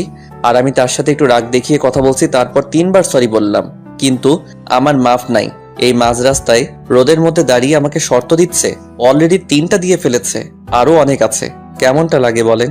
মেজাজটা গরম হয়ে যায়নি? মনটা কয় থাপড়াইয়া সবগুলো দাঁত ফেলে দেই। মেয়েদেরকে বেশি ভালোবাসা দেখানো ঠিক না, তাহলে তারা আল্লাদি হয়ে মাথায় চড়ে বসে। এই কি হলো? কাকে থাপড়িয়ে দাঁত ফালানোর কথা বলছো? না, কাউকে না। কি বলতেছিলা বলো। তাহলে চতুর্থ শর্ত শোনো। হ্যাঁ বলো। এই 4 বছরে তুমি ছিলে না বলে আমার কোনো পছন্দের জায়গায় ঘুরতে যেতে পারি নাই। এখন থেকে প্রতি বিকেল বেলা আমাকে আমার পছন্দের জায়গায় ঘুরতে নিয়ে যেতে হবে, এবং আজ বিকেলে এক জায়গায় যাব, ওই জায়গায় নিয়ে যেতে হবে। যথা আজ্ঞা। তাহলে পঞ্চম শর্ত। পঞ্চম শর্তটা কিন্তু একটু কঠিন। যত কঠিন হোক তুমি বলো। আমাকে সারা রাত কাঁদানোর জন্য এবং কষ্ট দেওয়ার জন্য এই মাঝ রাস্তায় 20 বার কান ধরে উদ্বস করতে এবং বলতে হবে আমাকে আর কখনো কষ্ট দিবে না। কি বলো তুমি? এর আগের শর্তগুলো ঠিক আছিল, কিন্তু এটা কি শর্ত দিলে তুমি? এই মাঝ রাস্তায় এত মানুষের মধ্যে আমি 20 বার কানে ধরে উঠবস করব? হ্যাঁ, করতে হবে। দরকার হলে আরো মানুষ ডেকে আনবো, তারপরও করতে হবে। না, মেজাজটা খারাপ হয়ে গেল। মান সম্মান আজ আর থাকবে না। মন চাচ্ছে উপরে তুলে একটা আছাড় বাড়ি। দেখতে তো পিচ্চি মাইয়ার মতো লাগে, হাত পা ছোট ছোট, মুখটা গোল, মনে হয় 16-17 বছরের মেয়ে। কিন্তু কে বলবে এই মেয়ের বয়স 23-24, আমার চেয়ে 1.5-2 বছরের বড়। এখন 20 বার কান ধরে উদ্বস করবা আর বলবা আমাকে আর কখনো কষ্ট দিবা না। 20 বার? ওই শাস্তিটা একটু কমানো যায় না? না, কমানো যাবে না। প্লিজ দেখো না, কোনো উপায় কমানো যায়নি? 20 বার উঠবস করলে আমি বাঁচবো? না, 20 বার ওই উদ্বস করতে হবে। আমাকে কষ্ট দেওয়ার সময় মনে ছিল না? 15 বার করি? না, 20 বার। কি আর করা, এখন 20 বারই উঠবস করতে হবে। আমি কানে ধরে উঠবস করতে যাব, দেখি রাস্তার সব মানুষ আমার দিকে তাকিয়ে আছে। হায় হায়, আজকে তো মান ইজ্জত সব প্লাস্টিক হবে আমার। আমি কান থেকে হাত ছেড়ে দাঁড়িয়ে রইলাম। কি হলো? দাঁড়িয়ে রইলে কেন? উদ্বস করো। চলো বাসায় গিয়ে উঠবস করব। তুমি যতবার বলবে ততবার। এখানে প্রচুর মানুষ। বাসায় গিয়ে না, এখানেই করতে হবে, মানুষের সামনে। এটা আমাকে সারা রাত কাঁদানোর শাস্তি। কি হলো, উদ্বস করবা না? আচ্ছা ঠিক আছে, না করলে আমি চলে যাই। এ কথা বলে ঈশিতা হাঁটতে লাগলো। আরে কোথায় যাচ্ছ? তুমি তো বাসায় যেতে মানা করেছো, এখন যেদিকে যেতে পারি। আরে দাঁড়াও, উঠবস করছি তো। তাহলে করো। এখন ভাবতে লাগলাম শাস্তিটা কোনো উপায়ে কমানো যায় নাকি। হ্যাঁ, মাথায় একটা বুদ্ধি এসেছে। আচ্ছা, তোমাকে যদি এখান থেকে কোলে করে বাসায় নিয়ে যাই তাহলে? সত্যি নিয়ে যাবে? হ্যাঁ, নিয়ে যাব। তাহলে 5 বাদ যাও। এখন 15 বার উদ্বস করো। মাত্র 5টা? 60 কেজি ওজনের বস্তা বাসায় নিয়ে গেলে তো আমার জান যাবে আর আসবে। এত কষ্ট করব? মাত্র 5টা বাদ? কি বললে তুমি? আমি 60 কেজি? আমি বস্তা? হাই হাই, কি বলে ফেললাম। আমাকে কোলে করে বাসায় নিয়ে যেতে হবে। এখন 25 বার উদ্বস করবা। 25 বার কেন? 20 বার না বললে? এখন 25 বার উদ্বস করতে হবে। আমাকে বস্তা বললে কেন? আমি 60 কেজি? আমি মোটেও 60 কেজি না, আমি 47 কেজি। এখন চুপচাপ 25 বার উদ্বস করো। আচ্ছা ঠিক আছে, সরি, 5 বারই কমিয়ে দাও। তাহলে 20 উদ্বস করো। আবার 20 বার কেন? 15 বার হবে। তাহলে আমাকে বস্তা বললে কেন? এই জন্য 5 বেড়েছে। 20 যোগ 5 25। এখান থেকে তুমি আমাকে কোলে নিয়ে বাসায় নিয়ে যাবে, তাহলে 5টা কমবে। 25টা থেকে 5টা চলে গেলে থাকে 20। এখন 20 বার উদ্বোস করো। কেমনটা লাগে বলেন? 5টা বিয়োগ করে কমালাম, ও আবার 5টা এনে যোগ করলো, তাহলে ঘুরে তো 20টাই হলো। যেই লাও সেই কদু, কোলে করে বাসায় নিয়ে যাব তো ফাও। কি আর করা, কোনো উপায় নেই। চুপচাপ 20 বার উঠবস করে ফেলা ভালো। আমি কান ধরে উঠবস শুরু করলাম। ঈশিতা আমার উঠবস দেখে মুচকি মুচকি হাসছে, আর রাস্তার সব লোক এক দৃষ্টি নিয়ে আমার দিকে তাকিয়ে আছে। আমি চোখ বুজে 8টা নিয়ে ফেললাম। কপাল দিয়ে অল্প অল্প ঘাম বের হচ্ছে, আর 4টা নিয়ে কোমরে হাত দিয়ে দাঁড়িয়ে পড়লাম। কি হলো, দাঁড়িয়ে পড়লে কেন? আমার কোমর প্রচুর ব্যথা করতেছে। সত্যি? হুম। তাহলে আর উদ্বোস করার দরকার নেই, চলো বাসায় চলে যাই। চলো। আমি মুচকি মুচকি এসে মনে মনে বলতে লাগলাম, আমার সাথে চালাকি করো। আমি 5টা কমালাম আর তুমি 5টা বাড়িয়ে দিলে, এখন মোট 10টা নিলাম, কেমন হলো?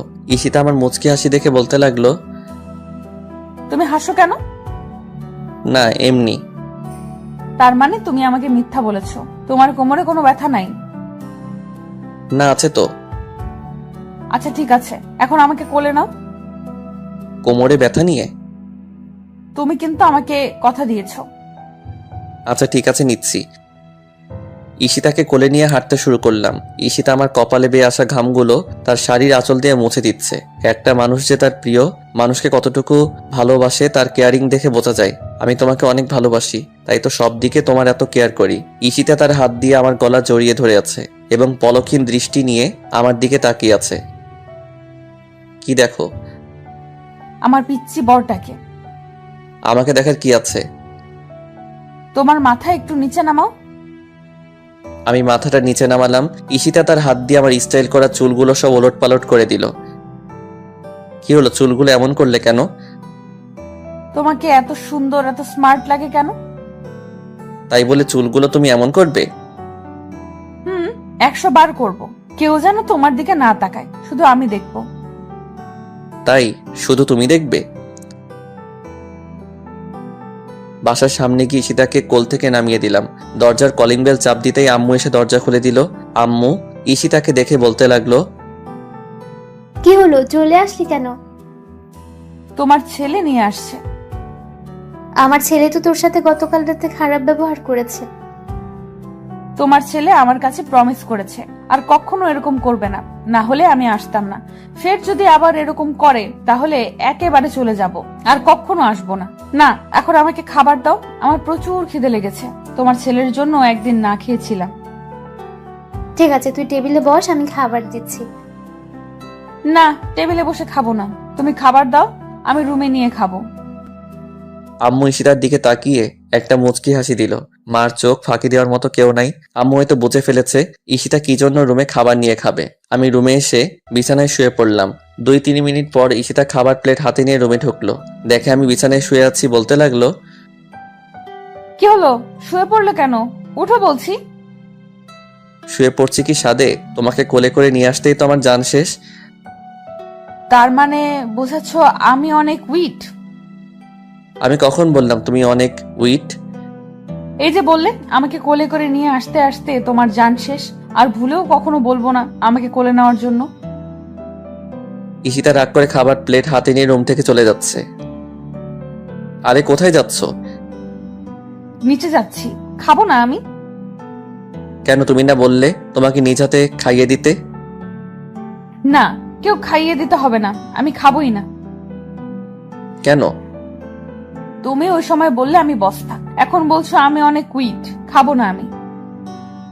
আচ্ছা বাবা, সরি, আর কখনো এগুলো বলবো না। তুমি যখন বলবে তখনই তোমাকে কোলে নিব। সত্যি আমি যখন বলবো তখন নিবা তো? হ্যাঁ নিব। তাহলে এখন আমাকে কোলে নিয়ে খাইয়ে দিবা। কেমন মাইয়া বলেন, এখন বললো খাবে না, আবার এখনই বলে কোলে তুলে খাইয়ে দিতে হবে। কথা বললেই বিপদ। এখন যদি বলি তুমি না বললে আর কখনো কোলে উঠবা না, তাহলে রাগ খাবারের প্লেটে ফেলে দিয়ে চলে যাবে। এই সুন্দর কিউট মাইয়াগুলোর এত রাগী হয় কেন? ঈশিতাকে কোলে নিয়ে খাইয়ে দিচ্ছি। একটা লোকমা দিয়েছি, অনেক বড় দোগাল ফুলিয়ে চিবোচ্ছে, আর কি যেন বলার চেষ্টা করছে, কিন্তু মুখ দিয়ে শুধু শব্দ বের হচ্ছে। আমি হাত দিয়ে ইশারা করে বললাম, আগে খেয়ে নাও, তারপর কথা বলবা। ঈশিতা মুখের ভাত শেষ করে বলতে লাগলো, এত বড় লোকমা দিয়েছো কেন? আমার চাবাতে অনেক কষ্ট হয়েছে। তুমি না বললে তোমার অনেক খিদে লেগেছে? তাই বলে সব একেবারে দিয়ে দিবা নাকি? ছোট ছোট লোকমা দাও। আচ্ছা ঠিক আছে। এবার ঈশিতাকে একটা ছোট লোকমা দিলাম, তারপরও দুগাল ফুলিয়ে চাবাচ্ছে। আমি জিজ্ঞাসা করলাম, এবার তো ছোট লোকমা দিলাম, তাহলে দুগাল ফুলিয়ে চাবাচ্ছ কেন? একটা ঢোক গিলে বলতে লাগলাম, এটা আমার ছোটবেলার অভ্যাস। আমি ঈশিতার খাবারের স্টাইল দেখে আমার হাসি উঠে গেল। ঈশিতার কাছে পিচ্চি বাচ্চারাও হার মানবে। বাচ্চারা মনে হয় এই সিস্টেমে খাবার খায় না। ঈশিতাকে খাবার খাওয়ানো শেষ করতেই দেরি, আম্মু ডাক দিতে দেরি নয়। একটু রোমান্স করবো সেই সুযোগটা পেলাম না। আমি গোসল দিয়ে মসজিদে নামাজ পড়তে চলে গেলাম। নামাজ শেষ করে মসজিদে কিছুক্ষণ কোরআন তেলাওয়াত করে তারপর বাসায় আসলাম। বাসায় এসে দেখি টেবিলে খাবার রেডি, সবাই মিলে খাওয়া দাওয়া করলাম। ঈশিতা আগে উঠে চলে গেল। আমি আব্বুর সাথে একটা বিষয় নিয়ে কথা বলতেছি। আব্বুর সাথে কথা বলা শেষ করে আমি আমার রুমের দিকে পা বাড়ালাম। রুমে ঢুকে দেখি ঈশিতা ড্রেসিং এর আয়নার সামনে বসে চুল আঁচড়াচ্ছে। আমি দরজাটা লাগাতে গিয়ে দরজাটা একটু জোরে আওয়াজ হলো। ঈশিতা হকচকিয়ে বলল, কে? ঈশিতা এত জোরে কে বলছে? আমি একটু ভয় পেয়ে গেলাম। এমন তার চেয়ে আমি দেখি নাই। এই বাসায় আব্বু আম্মু আমি আর ঈশিতা ছাড়া কেউ নাই। তাহলে রুমে কে আসবে? ঈশিতা আমার দিকে তাকিয়ে আছে। আমিও এক দৃষ্টি নিয়ে ঈশিতার দিকে তাকিয়ে ওকে খুব সুন্দর লাগছে। আমি একটু মজা নেওয়ার জন্য সিনেমায় অ্যাক্টিং শুরু করলাম। দেখি ঈশিতা কি করে। হাই সুন্দরী, তুমি আমাকে চিনো না? আমি কে? কিছুদিন আগে সবার সামনে তুমি আমার গালে থাপ্পড় দিয়েছিলে। আমি আজ তার প্রতিশোধ নেব। এই নির্জন বাসায় তোমাকে একা পেয়েছি। আজ কেউই তোমাকে আমার হাত থেকে রক্ষা করতে পারবে না। হা হা হা হা। আমি তোদের মতো সন্ত্রাসীকে ভয় পাই না। তাই নাকি সুন্দরী? আজ তোমাকে দেখাবো ভয় কত প্রকার ও কি কি। এ কথা বলে আমি ঈশিতার দিকে এগিয়ে যেতে লাগলাম। ঈশিতা বলতে শুরু করলো, প্লিজ আপনি আমার কাছে আসবেন না। আমি কিন্তু চিৎকার করব, লোক ডাকবো। হাই হাই, এ তো দেখি অ্যাক্টিং এ আমার ওস্তাদ। হা হা হা। চিৎকার করে কোনো লাভ হবে না সুন্দরী। তোমার চিৎকার শুনে কেউ আসবে না। তাই চুপচাপ বসে থাকো আর আমার লীলা খেলা দেখতে থাকো। আমি ঈশিতার দিকে এগিয়ে যেতে লাগলাম। ঈশিতা বলতে লাগলো, তুই আমার কাছে আসবি না শয়তান। তুই আমার স্বামীকে চিনিস না। আমার স্বামী যদি একবার জানতে পারে তাহলে তোকে জ্যান্ত মাটিতে দিয়ে ফেলবে। হা হা হা হা। তাই নাকি? ডাক তোর স্বামীকে। ঈশিতা চোখ বুজে ফারাবি বলে একটা ডাক দিল। সাথে সাথে আমি অ্যাক্টিং ছেড়ে দিয়ে হাতের ডেনাটা একটু উপরে তুললাম। চুলগুলো হাত দিয়ে নাড়া দিয়ে ঈশিতার সামনে গিয়ে বললাম, কি হয়েছে ঈশিতা? এত জোরে চিৎকার করলে কেন? একটা গুন্ডা এসেছিল। কোথায়? তুমি আসার পরে চলে গেছে। তাই? হুম। দুজনেই জোরে হেসে উঠলাম। ঈশিতাকে ড্রেসিং এর আয়নার সামনে থেকে কোলে তুলে নিলাম। তারপর বিছানার দিকে এগিয়ে যেতে লাগলাম। ঈশিতা তার হাত দিয়ে আমার গলা জড়িয়ে ধরেছে। বিছানার কাছে নিয়ে ওকে শুইয়ে দিলাম। ঈশিতা চোখ বন্ধ করে জোরে জোরে নিঃশ্বাস নিতে লাগলো। আমি ঈশিতার সেই নিঃশ্বাসের আওয়াজ স্পষ্ট শুনতে পারছি। আমি আস্তে আস্তে ঈশিতার গোলাপি ঠোঁট জোড়ার দিকে এগিয়ে যাচ্ছি। ঈশিতার বুক খুব দ্রুত ওঠানামা করছে। আমি যখন ঈশিতার ঠোঁট জোড়াগুলো নিজের আয়ত্তে নিয়ে নেব, এমন সময় ঈশিতার দিকে তাকালাম। ওর কপালে অল্প অল্প ঘামের ফোঁটা। ঠোঁটগুলো শুকিয়ে একটা থেকে আরেকটা আলাদা হয়ে আছে। ঈশিতার গরম উষ্ণ নিঃশ্বাস আমার মুখের উপর পড়ছে। নিজেকে এক অজানা জগতে হারিয়ে ফেলছি। আমি ঈশিতার ঠোঁট জোড়ার কাছে আমার ঠোঁট জোড়া নিয়ে ফিরিয়ে আনলাম। পরক্ষণে ঈশিতা তার চোখ খুলে তাকালো এবং বলতে লাগলো, কি হলো? না কিছু না। সরো আমার উপর থেকে, খালামণি ডাকছে। কেউ ডাকছে না, চুপচাপ শুয়ে থাকো। ঈশিতা আমার কথা মতো চুপ হয়ে শুয়ে রইল। এবারও আমি ঈশিতার ঠোঁট জোড়ার কাছে আমার ঠোঁট জোড়া নিলাম। ঈশিতা চোখ বন্ধ করে জোরে জোরে নিঃশ্বাস ফেলছে আর কারো ঠোঁটের স্পর্শ পাওয়ার জন্য তার ঠোঁটগুলো অল্প অল্প কাঁপুন তুলছে। আমি আস্তে আস্তে ঈশিতার ঠোঁটগুলো নিজের আয়ত্তে নিয়ে নিলাম। দুজনের গরম উষ্ণ নিঃশ্বাস মিলে একাকার হয়ে গেল। ঈশিতা তার হাত দিয়ে আমার চুল খামচে ধরেছে। কতক্ষণ পর্যন্ত দুজন বিভোর হয়েছিলাম ভালোবাসার মধুময় ফিলিংসে বলতে পারবো না। কিছুক্ষণ পর ঈশিতা আমাকে ধাক্কা দিয়ে নিচে ফেলে আমার বুকে এসে শুয়ে পড়ল এবং জোরে জোরে হাঁপাতে লাগলো। আমি বড় বড় কয়েকটা নিঃশ্বাস নিয়ে ঈশিতাকে বললাম, এখন ওঠো, আমার একটু বাহিরে যেতে হবে। বাহিরে কেন? আমার একটু কাজ আছে। না, কোথাও যেতে পারবে না। আমি এখন ঘুমাবো। ঘুমাবে ভালো কথা, বালিশে ঘুমাও। না, আমি তোমার বুকে ঘুমাবো। আমি বলছি না তোমার বুকটা শুধু আমার জন্য বরাদ্দ। এখন কোনো কথা নয়, গতকাল রাতে ঘুমাতে পারি নাই তোমার জন্য। এখন আমি ঘুমাবো, তুমি চুপচাপ শুয়ে থাকো। আরে এই দিনের বেলা আমার ঘুমে ধরবে না তো? ঘুমে না ধরলেও তোমার শুয়ে থাকতে হবে। যতক্ষণ পর্যন্ত আমি ঘুমাবো ততক্ষণ পর্যন্ত একদম নড়াচড়া করবে না। নড়াচড়া করলে কিন্তু একদম মেরে ফেলবো। পাগলি একটা। কি আর করা, বাধ্য হয়ে বুকে নিয়ে শুয়ে আছি। এই দিনের বেলা তো ঘুম আসবে না। ঈশিতার দিকে তাকিয়ে দেখি চোখের পাতা একবার খুলে একবার বন্ধ করে, ছোট বাচ্চাদের মতো চুপটি করে আমার বুকে শুয়ে আছে। ওর লম্বা চুলগুলো দিয়ে মুখের একপাশ ঢাকা। ওকে ঘুমন্ত অবস্থায় খুব মায়াবী লাগছে। মুখের চুলগুলোতে হাত দিয়ে সরিয়ে কপালে একটা চুমু এঁকে দিলাম। ঈশিতা সাথে সাথে একটু নড়ে চড়ে আমাকে শক্ত করে জড়িয়ে ধরলো। ঈশিতাকে বুকে নিয়ে শুয়ে থাকতে থাকতে কখন যে নিজেই ঘুমিয়ে গেলাম বলতে পারবো না। বিকাল 5টা ঈশিতা আমাকে ঘুম থেকে ডেকে তুলে তাড়াতাড়ি ওয়াশরুমে পাঠিয়ে দিল। আজকে নাকি ওকে ওর পছন্দের জায়গায় নিয়ে যেতে হবে। ওয়াশরুম থেকে বের হয়ে দেখি ঈশিতা দাঁড়িয়ে আছে তোয়ালে হাতে। আমার ভেজা চুলগুলো তোয়ালে দিয়ে মুছে দিল। তারপর আমার পছন্দের নীল কালারের একটা পাঞ্জাবি এনে দিয়ে বলল, তাড়াতাড়ি এটা পরো। আমার প্রিয় কালারের পাঞ্জাবি কোথায় পেয়েছো জিজ্ঞাসা করতেই বলল, চাকরির প্রথম মাসের টাকা দিয়ে তোমার জন্য এই পাঞ্জাবি কিনেছিলাম। আমি রেডি হয়ে ড্রয়িং রুমের সোফায় বসে আছি। ঈশিতা এখন আসার কোনো খবর নাই। মেয়েদের সাজতে এত সময় লাগে কেন? হঠাৎ করে লক্ষ্য করে দেখি ঈশিতা সিঁড়ি দিয়ে নিচে নামছে। আমি পলকহীন দৃষ্টি নিয়ে ঈশিতার দিকে তাকিয়ে আছি। আমি যেন চোখ সরাতে পারছি না। আকাশি কালার শাড়ি, শাড়ির কুচিগুলো এত সুন্দর করে দিয়েছি যে মনে হচ্ছে যে মেশিনে কুচিগুলো দিয়ে ক্লিপ লাগিয়ে দিয়েছে। দুহাত ভর্তি নীল চুড়ি, কপালে লাল টিপ, ঠোঁটে হালকা গোলাপি লিপস্টিক, চোখে গাঢ় করে কাজল, লম্বা রেশমি কালো চুলগুলো কোমর পর্যন্ত ছাড়িয়ে, বাগানের ঠিক উপরে একটা টকটকে লাল গোলাপ। সেই লাল গোলাপটা যেন ঈশিতার সৌন্দর্যটা আরো কয়েকগুণ বাড়িয়ে দিয়েছে। আমি মুগ্ধ মহিমায় তাকিয়ে আছি আমার সিনিয়র বয়সীর দিকে, যেন স্বর্গ থেকে উঠে আসা কোনো অপ্সরী আমার সামনে দাঁড়িয়ে। ঈশিতা আমার সামনে এসে হাসি মুখে বলতে লাগলো, দেখো তো আমাকে কেমন লাগছে। অনেক সুন্দর লাগছে। শুধু সুন্দর লাগছে? আমি ঈশিতার দিকে তাকিয়ে দেখি হাসি উজ্জ্বল চেহারাটা মুহূর্তের মধ্যে ফ্যাকাশে হয়ে গেল। হয়তো মনে মনে বলছে, আমি এতক্ষণ লাগিয়ে এত সুন্দর করে সাজলাম আর ওর কিনা বলছে শুধু সুন্দর লাগছে। আমি ঈশিতার ফ্যাকাশে চেহারা দেখে বলতে শুরু করলাম, তোমাকে সত্যি অনেক সুন্দর লাগছে। তোমাকে এতটাই সুন্দর লাগছে যে আমি তোমার কাছ থেকে চোখ সরাতে পারছি না। তোমার এই সৌন্দর্যের কাছে স্বর্গের যে কোনো অপ্সরীয় হার মানতে হবে। ঈশিতা আমার মুখে তার সৌন্দর্যের প্রশংসা শুনে মুচকি হেসে বলল, হইছে, আর বলতে হবে না, চলো। ঈশিতাকে নিয়ে ঈশিতার পছন্দের একটা পার্কে চলে গেলাম।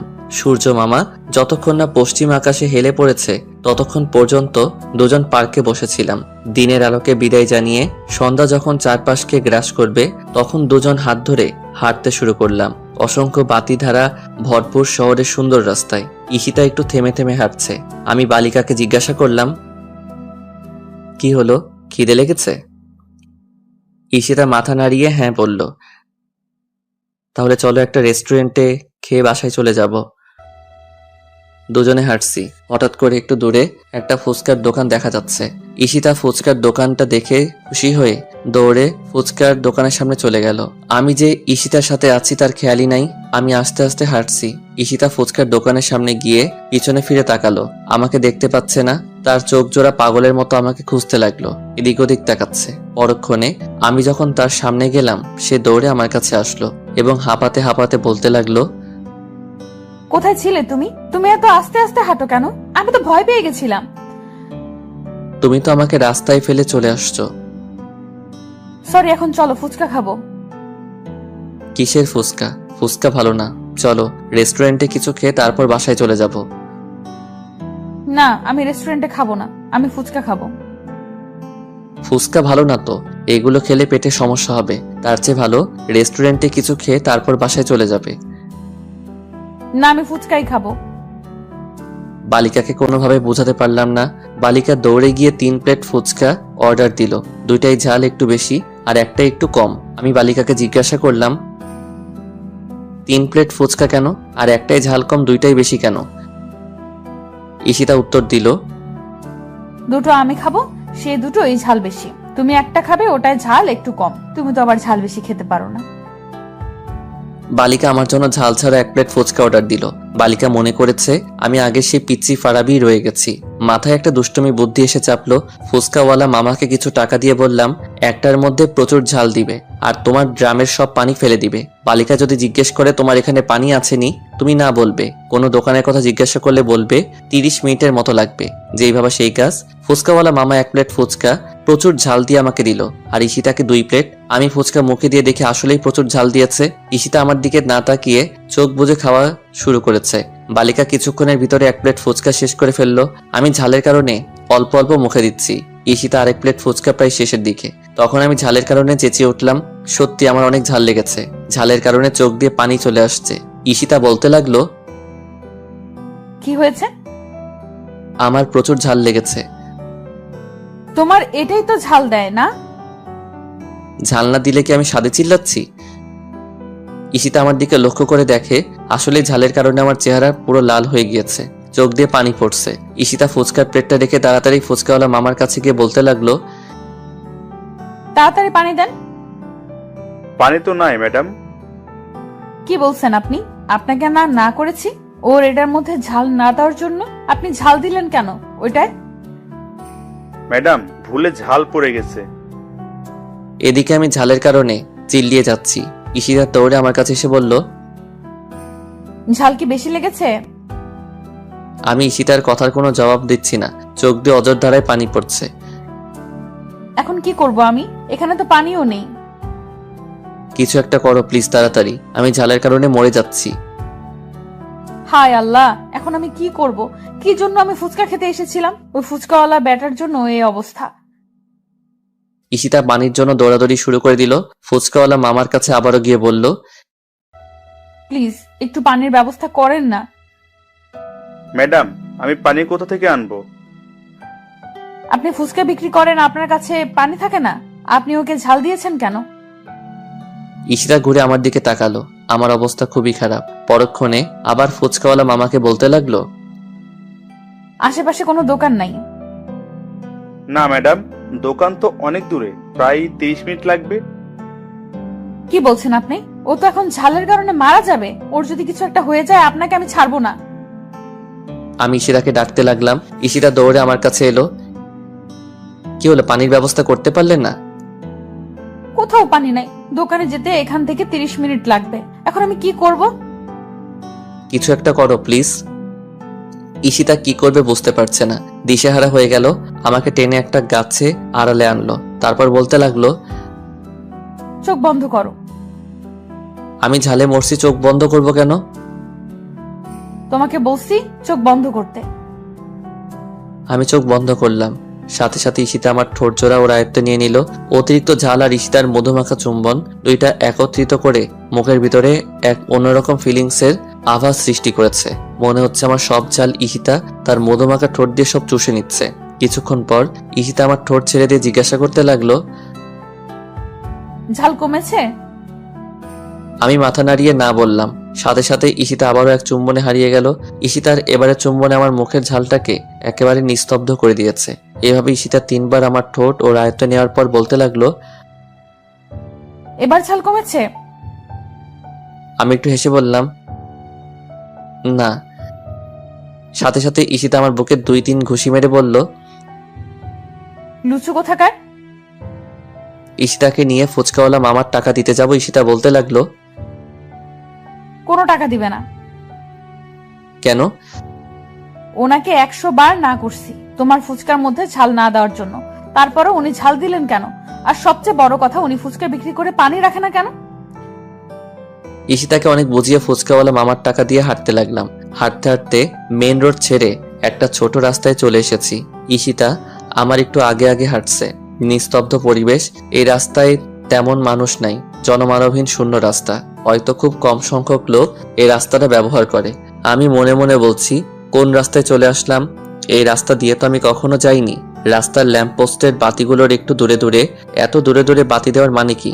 চারপাশে অসংখ্য বড় বড় মেহগনি গাছ। সেই মেহগনি গাছের কারণে রাস্তাটাকে একটু অন্ধকার দেখা যাচ্ছে। চারপাশ থেকে অসংখ্য ঝিঝি পোকার ঝিঝি শব্দ কানে আসছে। পরিবেশটাকে আমার কাছে তেরকম সুবিধার মনে হচ্ছে না। হঠাৎ করে তীব্র একটা ঠান্ডা একটা বাতাস শরীরে এসে লাগলো। সে বাতাসে মেহগনি গাছের পাতাগুলো ঝরঝর করে রাস্তায় পড়ছে। গাছে ডাল একটার সাথে আরেকটা বাড়ি খাচ্ছে। আকাশের দিকে তাকিয়ে বুঝতে পারলাম মেঘের পূর্বাভাস, কিছুক্ষণ পরে হয়তো বৃষ্টি নামবে। ঠান্ডা বাতাস আর অল্প অন্ধকার রাস্তা, এই পরিবেশটা দেখে গাটা কেমন যেন একটু হিমশীতল হয়ে এলো। আমি পরক্ষণেই সামনে তাকাতে দেখি বিশাল বড় একটা কবরস্থান। এবার শরীরটা পুরোপুরি কাঁটা দিয়ে উঠলো। হাতে থাকা ঘড়ির দিকে তাকালাম, রাত 8টা বেজে গেছে, খেয়ালই নেই। আম্মু খুব টেনশন করবে। আমি জোরে জোরে পা চালাতে লাগলাম। সামনে তাকিয়ে দেখি ঈশিতা আমার কিনে দেওয়া চকলেট খাচ্ছে আর আনমনে হাঁটছে। আমি বালিকাকে ধরার জন্য আর একটু জোরে পা চালাতে লাগলাম। হঠাৎ করে পকেটে থাকা মোবাইলটা বাজতে লাগলো। মোবাইলটা বের করে কানে লাগাতেই ঈশিতা আচমকা দৌড়ে এসে আমাকে শক্ত করে জড়িয়ে ধরলো। আমি ফোনটা কেটে ঈশিতাকে বললাম, কি হয়েছে ঈশিতা? ঈশিতা কোনো কথা বলছে না, আমাকে আরো ঝাপটে ধরেছে। বুঝতে পেরেছি বালিকা হয়তো কোনো কারণে অনেক ভয় পেয়েছে। আমি হাত দিয়ে ঈশিতার মাথাটা বুক থেকে তুলবো, কিন্তু ঈশিতা আমাকে আরো শক্ত করে জড়িয়ে ধরে। না, সত্যি অনেক ভয় পেয়েছে।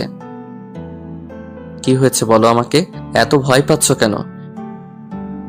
ঈশিতা তার ভয়ে কাপা গলায় বলল, সামনে তাকিয়ে দেখো। আমি ঈশিতার কথা শুনে ভয়ে ডোক গিলে ফেললাম। ভয়ে ভয়ে আস্তে আস্তে সামনে তাকালাম, না কিছুই দেখতে পাচ্ছি না। আবারও ঈশিতাকে জিজ্ঞাসা করলাম, কই? সামনে তো কিছুই নাই। ঈশিতা এবার বলতে লাগলো, কবরস্থানের কোনায় বড় গাছের নিচে তাকিয়ে দেখো। এবার সত্যি সত্যি ঈশিতার কথা শুনে গলা শুকিয়ে গিয়েছে। কবরস্থানের দিকে চোখ তুলে তাকাবো, সে সাহসটুকু পাচ্ছি না। ঈশিতাকে জড়িয়ে ধরে ভয়ে ভয়ে কবরস্থানের কোনায় গাছটার দিকে চোখ তুলে তাকাতেই ভয়ে শরীরটা কেঁপে উঠল। গাছটার নিচে একজন মহিলা মনে হয় দাঁড়িয়ে আছে। দূর থেকে বেশি বোঝা যাচ্ছে না, কিন্তু পরনে সাদা ধবধবে কাপড়, এটা বোঝা যাচ্ছে। কি হতে পারে? এটা কোনো মানুষ না অন্য কিছু?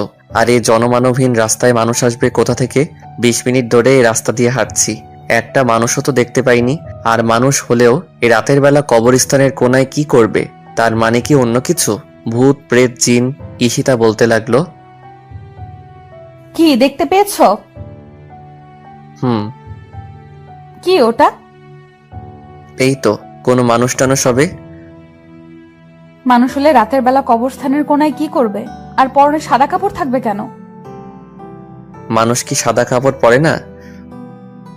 পরে, কিন্তু রাতের বেলা সাদা কাপড় পরে কবরস্থানের কোনায় কি করবে? আমার কিন্তু খুব ভয় করছে। চলো আমরা অন্য রাস্তা দিয়ে চলে যাই। অন্য রাস্তায় দিয়ে গেলে বাসায় যেতে অনেক রাত হয়ে যাবে। তাহলে কি করবে এখন? ঈশিতার কথা শুনে ভাবতে লাগলাম কি করা যায়। রাতের বেলা কবরস্থানের কোনায় কি হতে পারে এটা? হঠাৎ করে মনে হলো কবরস্থান তো পাক পবিত্র জায়গা, ওইখানে তো কোনো খারাপ জিনিস থাকে না। তাহলে ওটাও কোনো খারাপ জিনিস না, হয়তো কোনো পাগল টাগল হবে। এর আগেও একবার ভয় পেয়েছিলাম। রাতে বন্ধুদের সাথে আড্ডা দিয়ে বাসায় ফিরছিলাম। রাত 1টা। রাস্তার মোড়ে দেখে একজন মহিলা দাঁড়িয়ে আছে, এলোমেলো চুলে। মহিলাটাকে অনেকটা অদ্ভুত দেখা যাচ্ছিল। ওই দিন অনেকটা ভয় পেয়েছিলাম, পরে জানতে পারি ওটা একটা পাগল ছিল। আজ হয়তো ওরকমই কিছু একটা হবে। আমি ঈশিতাকে বললাম, চলো আস্তে আস্তে হাঁটতে থাকি, দেখি এটা কি হতে পারে।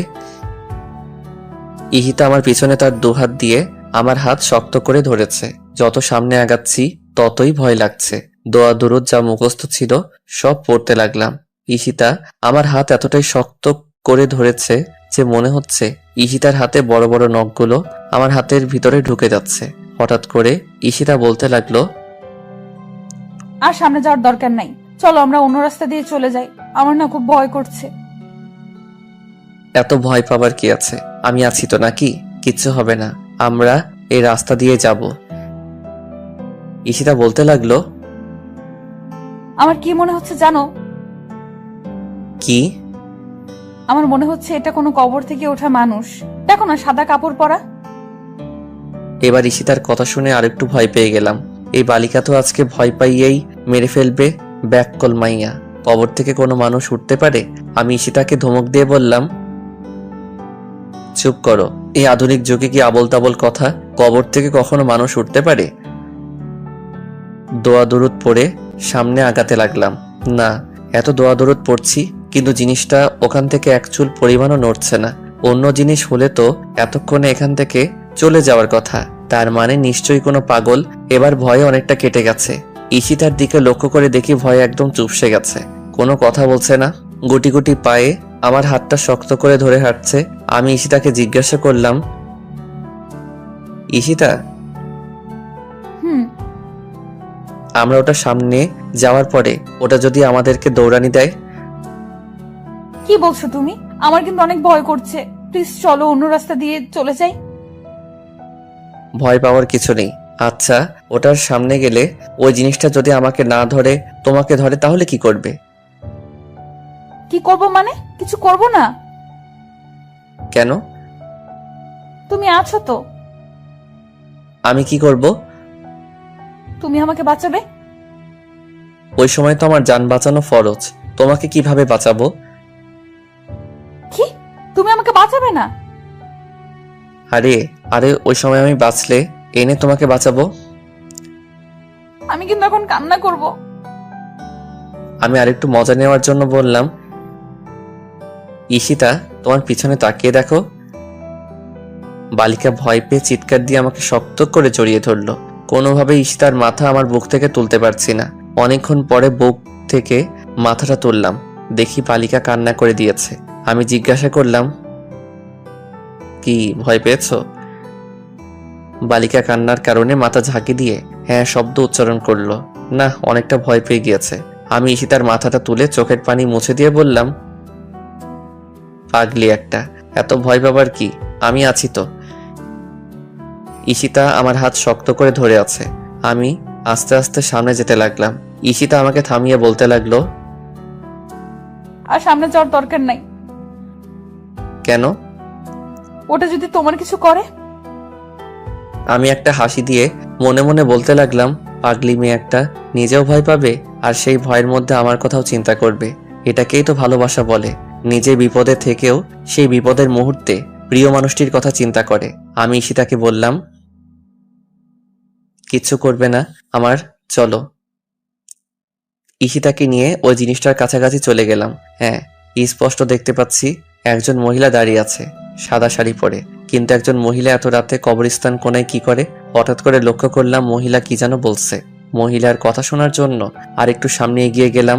সামনে গিয়ে পুরোপুরিভাবে বুঝতে পারলাম আমি যা ভেবেছিলাম তাই। একজন পাগল মুখ দিয়ে কি আবল তাবল বিলাপ করছে। ঈশিতাকে নিয়ে দ্রুত কবরস্থানের জায়গা ওভারটেক করে সামনে চলে আসলাম। কিছুক্ষণ হাঁটার পরে দেখতে পেলাম গাড়ি ঘোড়া চলছে, দোকানপাটও আছে। এর ভিতরে গড়ি গড়ি বৃষ্টি পড়া শুরু হয়েছে। তাড়াতাড়ি বাসায় যেতে হবে। একটা রিক্সা ঠিক করলাম। রিক্সায় উঠতে যাব এমন সময় পকেটে থাকা মোবাইলটা বাজতে লাগলো। আম্মু ফোন দিয়েছে। হ্যাঁ আম্মু বলো। কোথায় তোরা? এই তো আম্মু, রাস্তায়। রাস্তায় কি করিস? বৃষ্টি আসতেছে, দেখতে পাচ্ছিস না? তাড়াতাড়ি বাসায় আয়। একদম কিন্তু বৃষ্টিতে ভিজবে না, তোর কিন্তু অল্প বৃষ্টিতে ভিজলে জ্বর চলে আসে। আচ্ছা ঠিক আছে, আসতেছি আমরা। ঈশিতা কোথায়? ঈশিতার কাছে ফোনটা দেয়। আমি ফোনটা ঈশিতার কাছে দিলাম। ঈশিতা কিছুক্ষণ আম্মুর সাথে কথা বলে ফোনটা রেখে দিল। আম্মু ঈশিতার কাছে কি বলছে কে জানে। একটা রিক্সা ঠিক করে রিক্সায় উঠতে যাব এমন সময় ঝুম বৃষ্টি পড়তে শুরু করলো। তাড়াতাড়ি রিক্সায় উঠে ঈশিতা রিক্সার হুডটা টান দিয়ে তুললো। বৃষ্টির মধ্যে রিক্সা চলতে শুরু করলো। রিক্সাওয়ালা মামা একটা পলিথিন কাগজ আমাদের পায়ের কাছে দিল যেন ভিজে না যায়। ঈশিতা আমার দিকে তাকিয়ে দেখে ঝুম বৃষ্টির কারণে আমার মাথা প্রায় ভিজে যাচ্ছে। ঈশিতা জানে যে আমি অল্প বৃষ্টিতে ভিজলে আমার জ্বর চলে আসে, তাই ঈশিতা তাড়াতাড়ি পায়ের কাছ থেকে পলিথিন কাগজটা তুলে আমার মাথায় ধরলো। আমি ঈশিতার দিকে তাকিয়ে হাত দিয়ে কাগজটা ধরলাম। বৃষ্টি বেড়েই চলেছে। মাথার উপরে কাগজ দেওয়ার পরেও বৃষ্টির ফোঁটা এসে গায়ে পড়ছে। প্রায় ভিজেই যাচ্ছি। ঈশিতা আমার দিকে তাকিয়ে তার শাড়ির আঁচলটা দিয়ে আমাকে সম্পূর্ণভাবে ঢেকে নিল। আমি ঈশিতার এত কেয়ার দেখে ঈশিতার দিকে এক দৃষ্টি দিয়ে তাকালাম। ঈশিতা প্রায় বৃষ্টিতে ভিজে গেছে, কিন্তু ঈশিতার সেই দিকে কোনো খেয়াল নাই। আমি ভিজে যাচ্ছি সেই দিকেই তার খেয়াল। তাই তো কাগজের পরেও তার শাড়ির আঁচলটা আমার মাথার উপর ধরেছে। আমি ঈশিতার দিকে তাকিয়ে থাকতে দেখে ঈশিতা বলতে লাগলো, কি দেখো এভাবে তাকিয়ে? আমার সিনিয়র বউটাকে দেখি। এত দেখতে হবে না, এমনি বৃষ্টিতে ভিজে যাচ্ছ, চুপ করে বসে থাকো। আমি একটা মুচকি হাসি দিয়ে ঈশিতার বৃষ্টিতে ভিজে যাওয়া হাতটা শক্ত করে ধরলাম। প্রায় 10-15 মিনিট পরে বাসার কাছে পৌঁছে গেলাম। রিক্সা থেকে নেমে বাসার ভিতরে ঢুকতে ঢুকতে প্রায় অনেকটা ভিজে গেছি। ঈশিতা তাড়াতাড়ি রুম থেকে একটা তোয়ালে আমার হাতে দিল। আমি মাথাটা মুছে ড্রয়িং রুমের সোফায় বসলাম। ঈশিতা কাপড় চেঞ্জ করতে রুমে চলে গেল। 2 মিনিট পরে আম্মু এসে বলতে লাগলো, এতক্ষণ পর্যন্ত বাইরে ঘুরতে হয়? বৃষ্টিতে তো একেবারে ভিজে গেছিস, এখন তো জ্বর আসবে নিশ্চয়ই। কিচ্ছু হবে না আম্মু, আমার প্রচন্ড খিদে লেগেছে, খাবার দাও। আচ্ছা ঠিক আছে, দিচ্ছি। ঈশিতাকে ডাক। 5 মিনিট পর ঈশিতা কাপড় চেঞ্জ করে নিচে আসলো। সবাই মিলে খাওয়া দাওয়া করে কিছুক্ষণ আড্ডা দিলাম। তারপর ঈশিতা রুমে চলে গেল আর আমি ড্রয়িং রুমের সোফায় বসে একটা হিন্দি মুভি দেখতে লাগলাম। রাত 10টা। আমি আস্তে আস্তে রুমের দিকে যাচ্ছি। রুমের দরজাটা হালকা ধাক্কা দিতেই খুলে গেল। রুমের ভিতরে প্রবেশ করে আমি অবাক হয়ে গেলাম। পুরো রুম ফুল দিয়ে সাজানো, ফুলের ঘ্রাণে পুরো রুম মুখরিত হয়ে আছে। ঈশিতাকে দেখতে পাচ্ছি না। ঈশিতা কোথায় আর ফুল দিয়ে এই রুম সাজালো কে? 2 মিনিট পরে ঈশিতা ওয়াশরুম থেকে বের হলো।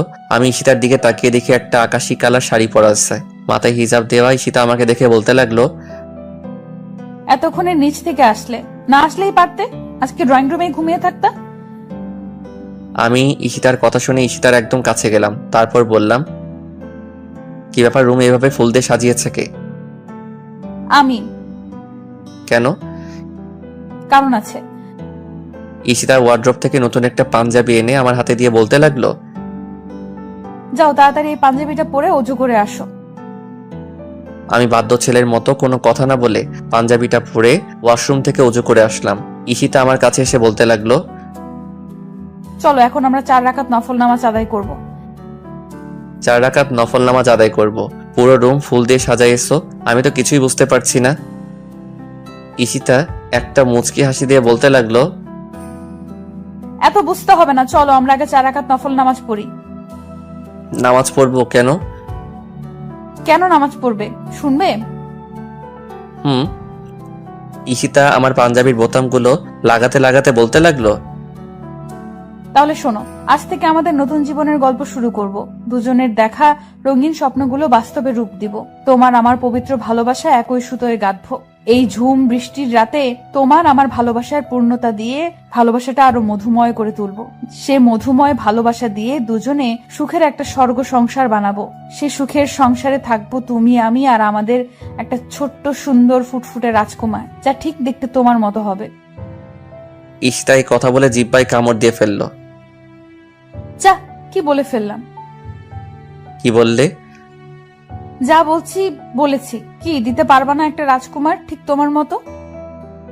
আমি মুচকি এসে ঈশিতাকে কাছে টেনে নিয়ে কপালে একটা চুমু দিয়ে বললাম, একটা কেন 5টা দিব, তবে রাজকুমার নয়, রাজকন্যা, যার চেহারাটা হবে ঠিক তোমার মতো। না, আমার চেহারার মতো হওয়ার দরকার নাই।